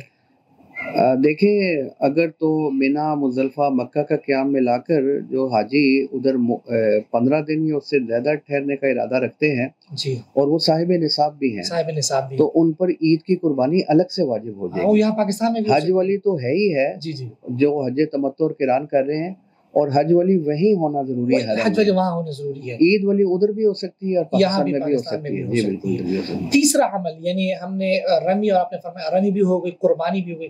قربانی کا جو بعد جو عمل ہے وہ کیا ہے؟ وہ ہے حلق یا قصر. جی ٹھیک. جی تو وہ حلق کروا لیں قربانی کے بعد. جی جی اچھا، یہ وہ جگہ ہے جہاں حضور صلی اللہ علیہ وسلم نے مینا کے مقام پر 100 اونٹوں کی قربانی فرمائی تھی. ماشاءاللہ. ٹھیک. اور 63 اونٹ اپنے ہاتھ مبارک سے ذبح فرمائے تھے. ٹھیک. اور اس کے بعد آپ صلی اللہ علیہ وسلم نے حلق کروایا تھا. جب تو یہ حاجی بھی ہے جی تو اس کا پھر یہ حج کا احرام مکمل ہو جائے گا. تو جیسے ہی حلق ہوا تو حج کا احرام اس کا مکمل ہو گیا، جی سوائے بیوی کے ازدواجی معاملات جو ہے اس ازدواجی معاملات کے حوالے سے بقیہ کہ چیزیں وہ حلال بیوی اگر ساتھ ہے تو بیوی حلال نہیں ہوگی. بیوی تب حلال ہوگی جب طواف زیارہ ہو جائے گا. طواف. اس سے اچھا پہلے استاد جی طواف زیارت جو ہے یہ بھی حج میں ضروری، اس کے دن کون کون سا، یہ کن کن دنوں میں کر سکتے ہیں؟ اچھا 10ویں ذی الحجہ کی فجر سے اس کا وقت شروع ہوگا. جی ٹھیک. اور 12ویں کے غروب تک اس کا وقت رہتا ہے. ان 3 دن ہے حج طواف 3 زیارت دن کے، کے، چاہے رات میں کرے چاہے دن میں چاہے رات کو کرو چاہے دن کو کرو، لیکن مشورہ یہ ہے کہ 11 تک لازماً کر لیں، کیونکہ 12ویں کے غروب تک اگر نہ ہوا تو پھر یہ دم واجب ہو جائے گا. تو اس لیے 12ویں کا رزق نہ لیا جائے، 11ویں تک اس کو کر لیا جائے طواف زیارہ. تو الحمدللہ حج اگر انہوں نے پہلے طواف قدوم کے ساتھ سعی نہیں کی تھی تو پھر طواف زیارہ کے بعد سعی بھی کرنی ہوگی.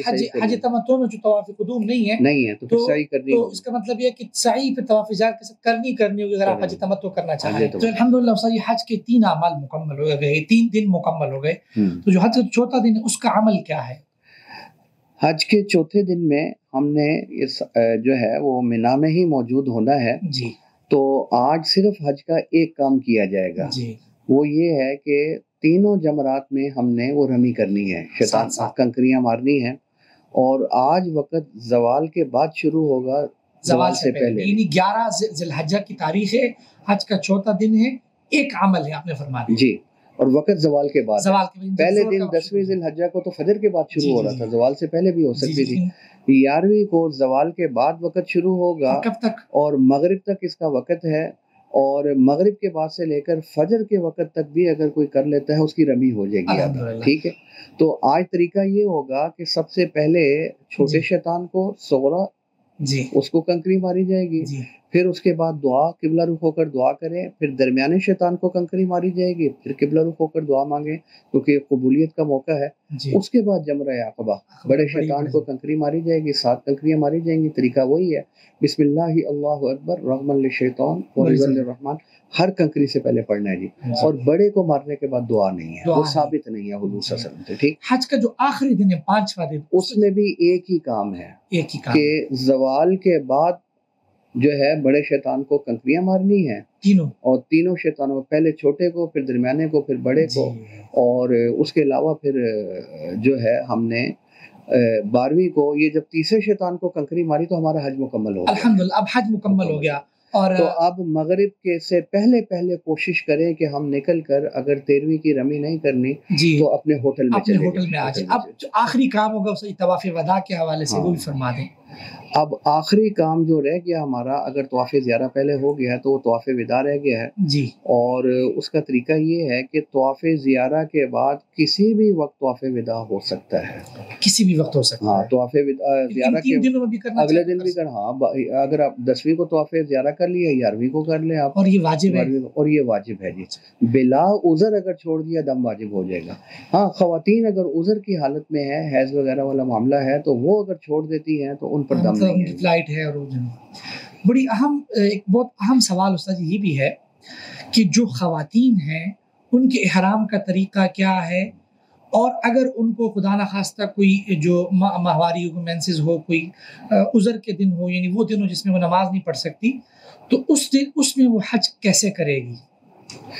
یہ دیکھیے، اگر تو احرام سے پہلے ہی ان کے ساتھ وہ حیض والا معاملہ شروع ہو چکا ہے جی، تو اس میں احرام تو اگر وہ مکہ جا رہی ہیں تو وہ باندھیں گی احرام تو کرنا ہی کرنا ہے انہوں نے، لیکن نفل نہیں پڑھنے، احرام باندھ لیں، اور احرام باندھنے کے بعد حج کے تمام کام وہ کریں گی. بڑا آسان معاملہ ہے ان کا.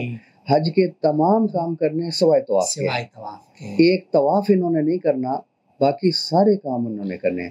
یعنی مقصد یہ ہے شیطان کو کنکریاں بھی مارنی ہے، وقوف عرفہ بھی ہوگا، وقوف مزدلفہ بھی ہوگا، منی میں دعائیں بھی ہوں گی، منی بھی ہوگا. ٹھیک ہے جی، سارے کام ہوں گے جی. لیکن ایک کام جو رہ جائے گا طواف زیارت، وہ یہ نہیں کریں گی. وہ جب یہ پاک ہوں گی تب کریں گی، بھلے 12 کے بعد ہی پاک کیوں نہ ہو، چاہے طواف زیارت کا وقت گزر بھی جائے اگر یہ پاک ہو جائے اور مکہ میں ہے تو یہ مکہ میں ہے یا کہیں پر وہاں پر. اور ان پر دم بھی نہیں آئے گا تاخیر کی وجہ سے دم نہیں، کیونکہ یہ تاخیر عذر کی وجہ سے ہو رہی ہے، بغیر عذر کے نہیں ہو رہی. جی ایک بات یہ بھی فرما دیں کہ جو احرام کی بڑی پابندیاں ہیں، یہ بات شروع میں خیر بتانی چاہیے تھی ہمیں، اس کی بڑی پابندیاں کون سی موٹی موٹی اگر مردوں کے لیے عورتوں کے لیے؟ دیکھیے احرام کا لغوی معنی ہوتا ہے حرام کرنا جی. تو جیسے ہی احرام میں ہم آتے ہیں تو کچھ چیزیں ہم حرام کر دیتے ہیں جی. اسی لیے اس کا نام احرام ہے جی. انہی چیزوں میں ایک یہ ہے کہ مرد حضرات سلا ہوا کپڑا نہیں پہنیں گے جی. جیسے یہ شلوار قمیض ہوگی، پینٹ شرٹ ہوگی، سویٹر ہو گیا، بنیان ہوگی، انڈر ویئر ہو گیا، سلا ہوا کپڑا نہیں پہنیں گے. ٹھیک. اور اسی طرح وہ جو جوتے ہیں مرد حضرات کے لیے جی. وہ جوتے بھی ہوائی چپل پہنیں گے یا ایسے چپل پہنیں گے کہ جس میں جو پاؤں کی درمیان کی ابری ہوئی ہڈی ہے جہاں وہ تسمہ باندھا جاتا ہے جی. وہ ننگی ہونی چاہیے، اور ٹخنے ننگے ہوں، اور ٹخنوں کے بالکل پیچھے والا ایریا یہ ننگا ہو. یہ 3 چیزیں ننگا ہونا ضروری ہے. ٹھیک. تو باقی خواتین جو ہیں وہ کپڑوں کے حوالے سے اور جوتے کے حوالے سے ان کی پابندی نہیں ہے، وہ جرابیں بھی پہن سکتی ہے، خوشبو اور صابن اور ان چیزوں. تو اس کے بعد جو خوشبو لگانا، پھر خوشبو والا صابن استعمال کرنا، ٹھیک، تو خوشبو والا شیمپو استعمال کرنا، پیسٹ وغیرہ استعمال کرنا خوشبو والی، یہ مرد کے لیے بھی منع ہے اور خواتین کے لیے بھی اس میں پابندی ہے. اسی طرح بال کاٹنا، ناخن کاٹنا یہ بھی منع ہے، مرد کے لیے بھی منع ہے اور خاتون کے لیے بھی یہ منع ہے. جی احرام کی بڑی بڑی پابندیاں ہو گئی. اب اگر جب یہ سارے اعمال حج کے مکمل ہو گئے تو اس کے بعد مدینہ جو ہے وہ آنا کیا یہ ضروری ہے، اور اس کی شرعی حیثیت کیا ہے؟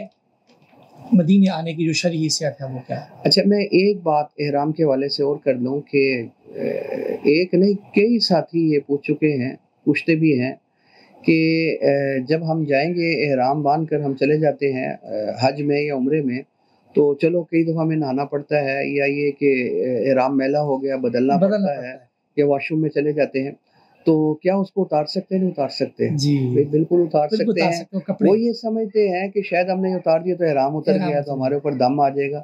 میں نے ذکر کر دیا ہے احرام نیت کر کے تلبیہ پڑھنے کا نام ہے. چادروں کا پہننا بھی احرام نہیں، چادروں کو اتارنا بھی احرام نہیں. ٹھیک، تو وہ اتار سکتے ہیں بالکل اس میں، اور وہ اتار کر دوسری چادریں بھی پہن سکتے ہیں، اتار کر نہا کر دوبارہ بھی پہن سکتے ہیں. اب ہم سوال کی طرف آتے ہیں استاد جی، کیا مدینہ جانا ضروری ہے، اور اگر کوئی مدینہ جائے تو اس کی حیثیت کیا ہے؟ وہاں صلاۃ و سلام پیش کرنے کا طریقہ بھی فرما دیں. جی مدینہ ضرور جانا چاہیے. جو شخص مکہ جائے، حج کے لیے جائے، اور وہ پھر مدینہ نہ جائے تو حضور صلی اللہ علیہ وسلم فرماتے ہیں اس نے میرے ساتھ زیادتی کی ہے، بے وفائی ٹھیک، فقط جفانی، اس نے میرے ساتھ بے وفائی کی، زیادتی، اس کو ایسا نہیں کرنا چاہیے تھا. تو جو مکہ جا رہا ہے وہ مدینہ ضرور جائے. ٹھیک. اور جائے کس نیت سے جائے؟ وہ اس نیت سے جائے کہ میں حضور کے روضے کی زیارت کے لیے جا رہا ہوں، کیونکہ یہ قربت اور عبادت نہیں بلکہ عظیم نہیں اعظم قربات میں سے ایک قربت ہے، عظیم ترین عبادت ہے حضور صلی اللہ علیہ وسلم کے روضے کے پاس کھڑے ہو کر صلاۃ و سلام پیش کرنا. ٹھیک، تو اس نیت سے جائے. راستے میں درود پاک کثرت سے پڑھتا رہے، نماز والا درود پاک پڑھتا رہے، کثرت کے ساتھ پڑھتا رہے. جب مدینہ پہنچ جائے تو پہنچنے کے بعد جائے اور تھوڑا سا ریسٹ کر لے اگر کرنا ہے جی. پھر آئے مسجد میں، اگر روزے کی زیارت کے لیے آنا چاہتا ہے، صلاۃ و سلام کے لیے آنا چاہتا ہے تو یہ غسل کرے بہتر. غسل کرنے کے بعد پھر اس کے بعد یہ نئے کپڑے پہنے جی، کیونکہ حضور کی مجلس میں آنا ہے نا جی، تو غسل کرے اور نئے کپڑے پہنے. بہتر یہ ہے کہ اگر سفید رنگ کا سوٹ ہو، کیونکہ حضور صلی اللہ علیہ وسلم کو سفید رنگ بہت پسند ہے جی، وہ نکال لے، وہ پہنے، پھر خوشبو لگائے جی، اب چلے جی. ٹھیک.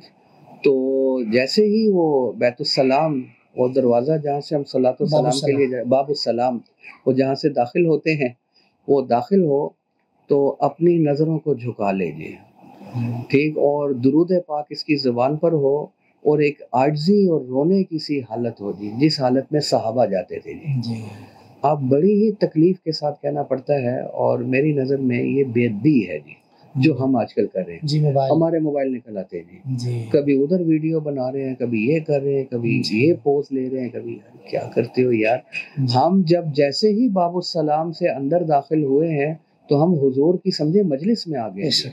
تو علماء نے لکھا کہ اس کے لیے معیار یہ ہے کہ اگر حضور صلی اللہ علیہ وسلم بیٹھے ہوتے جی، موجود ہوتے وہاں، اور ہم ان کی مجلس میں جا رہے ہوتے تو ہم یہی کام کرتے جی. یہ ادب کے خلاف ہوتا یا نہ ہوتا؟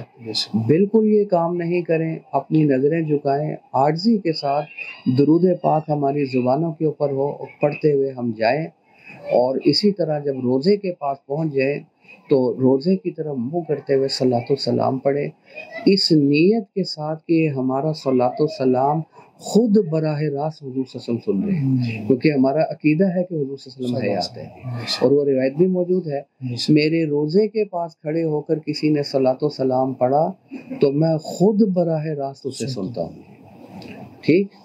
تو شیخ الحدیث مولانا زکریا کاندھوی رحمۃ اللہ علیہ، مولانا ادریس کاندھوی رحمۃ اللہ علیہ تو فرمایا کرتے تھے، اگر مجھے صرف اس مقصد کے لیے بھی جانا ہوتا کہ میں نے حضور کے روزے کے پاس صلاۃ السلام پڑھنا ہے اور حضور کی مجلس میں حاضری ہوگی اور حضور خود بنفس نفیس میری آواز سنیں گے، تو اتنی لذیذ بات یہ تھی کہ اس کے لیے بھی میں سفر کرتا جی. ٹھیک. تو یہ بڑی اعلیٰ اور عظیم عبادت ہے کہ حضور خود سن رہے ہیں جی. تو وہاں پھر پڑھیں جی، الصلاۃ والسلام علیک یا رسول اللہ، الصلاۃ والسلام علیک یا سید الاولین والآخرین، جتنے الفاظ یاد ہیں پڑھیں. پھر آپ کو کسی نے اگر بھیجا ہے وکیل بنا کر یہ پیغام دیا کہ میرا بھی سلام پیش کرنا ہے، تو اس کی طرف سے بھی آپ کر سکتے ہیں کہ اے اللہ کے نبی یا رسول اللہ صلی اللہ علیہ وسلم، مجھے فلاں فلاں شخص نے سلام پیش کرنے کے لیے درخواست کی ہے، تو ان کی طرف سے بھی میں صلاۃ و سلام آپ کو پیش کرتا ہوں. یہ بھی کیا جا سکتا ہے جی. پھر اس کے بعد قیامت والے روز ہمیں خصوصی اپنی سفارش اور شفاعت میں یاد فرمانا ہے. آپ نے یہ درخواست بھی کر لی جائے. اس کے بعد آگے حضرت بکر صدیق رضی اللہ تعالی عنہ، ٹھیک، تو ان کا روزہ، ان کی خبر ہے جی، السلام علیک یا ابا بکر رضی اللہ تعالی عنہ. آگے جا کر السلام علیک یا امیر المومنین عمر بن الخطاب رضی اللہ عنہ، وہ کریں. اور اس کے بعد جو بڑی زیارت ہے ادھر کی، وہ ہے ریاض الجنہ جی. یہ تو سب سے بڑا جو ہے عبادت جو ہے وہ ادھر کی، وہ عظیم عبادت کہہ لے جو ہے، وہ یہی ہے صلاۃ السلام پہ. ہر نماز میں کوشش کریں جی، نہیں تو چلو کم از کم 3 دفعہ 4 دفعہ جتنا موقع لگے یہ کرتے رہیں. اس کے بعد ریاض الجنہ ہے جی، یہ جنت کا ٹکڑا ہے. ہمارے وہ حضرت فرماتے تھے کہ جنت میں تو جو مانگو ملتا ہے، یہاں بھی جو مانگو وہ دعائیں قبول ہوں گی، دعا رد نہیں ہوگی. تو وہاں دعائیں مانگیں، اگر نفل پڑھنا ممنوع نہیں ہے تو نوافل پڑھیں، ذکر کریں. اور عظیم وہ تو سمجھے، ویسے تو پوری مسجد نبی نور ہی نور ہے لیکن یہ مرکز ہے اس نور کا، ریاض الجنہ. وہاں جا کر خوب دعائیں مانگیں، ذکر وغیرہ کریں. اس کے علاوہ پھر وہ ساتھ ہی جنت البقیع ہے. پھر اس کے بعد احد چلے جائیں. حضور صلی اللہ علیہ وسلم وفات سے کچھ عرصہ پہلے احد چلے گئے تھے، پھر ان کے لیے دعائیں بڑی لمبی دیر تک دعائیں مانگتے رہے. وہاں جائیں. اور اس کے علاوہ جو زیارتیں ہیں ادھر بھی تشریف لے لیں. ماشاءاللہ. ناظرین کرام، آپ نے یہ حج کا طریقہ ماشاءاللہ استاد جی حضرت مفتی صاحب اللہ تعالیٰ ان کو بہت ذائقہ خیر دے، انہوں نے بڑی تفصیل سے آپ کو حج کا جو ایک ایک عمل ہے یہ سمجھا دیا، اور آپ یہ سمجھ گئے ہوں گے اس بات سے کہ حج کا جو طریقہ ہے وہ کتنا، اس کی کتنی اہمیت ہے اور اس کو کتنا جاننا ضروری ہے. اللہ تعالیٰ ہم سب کو حج مقبول کی توفیق نصیب فرمائے، اور جو باتیں ہم نے کہی اور سنی اس پر عمل کی توفیق نصیب فرمائے. انشاءاللہ آپ سے ملاقات ہوتی ہے اگلے پروگرام میں.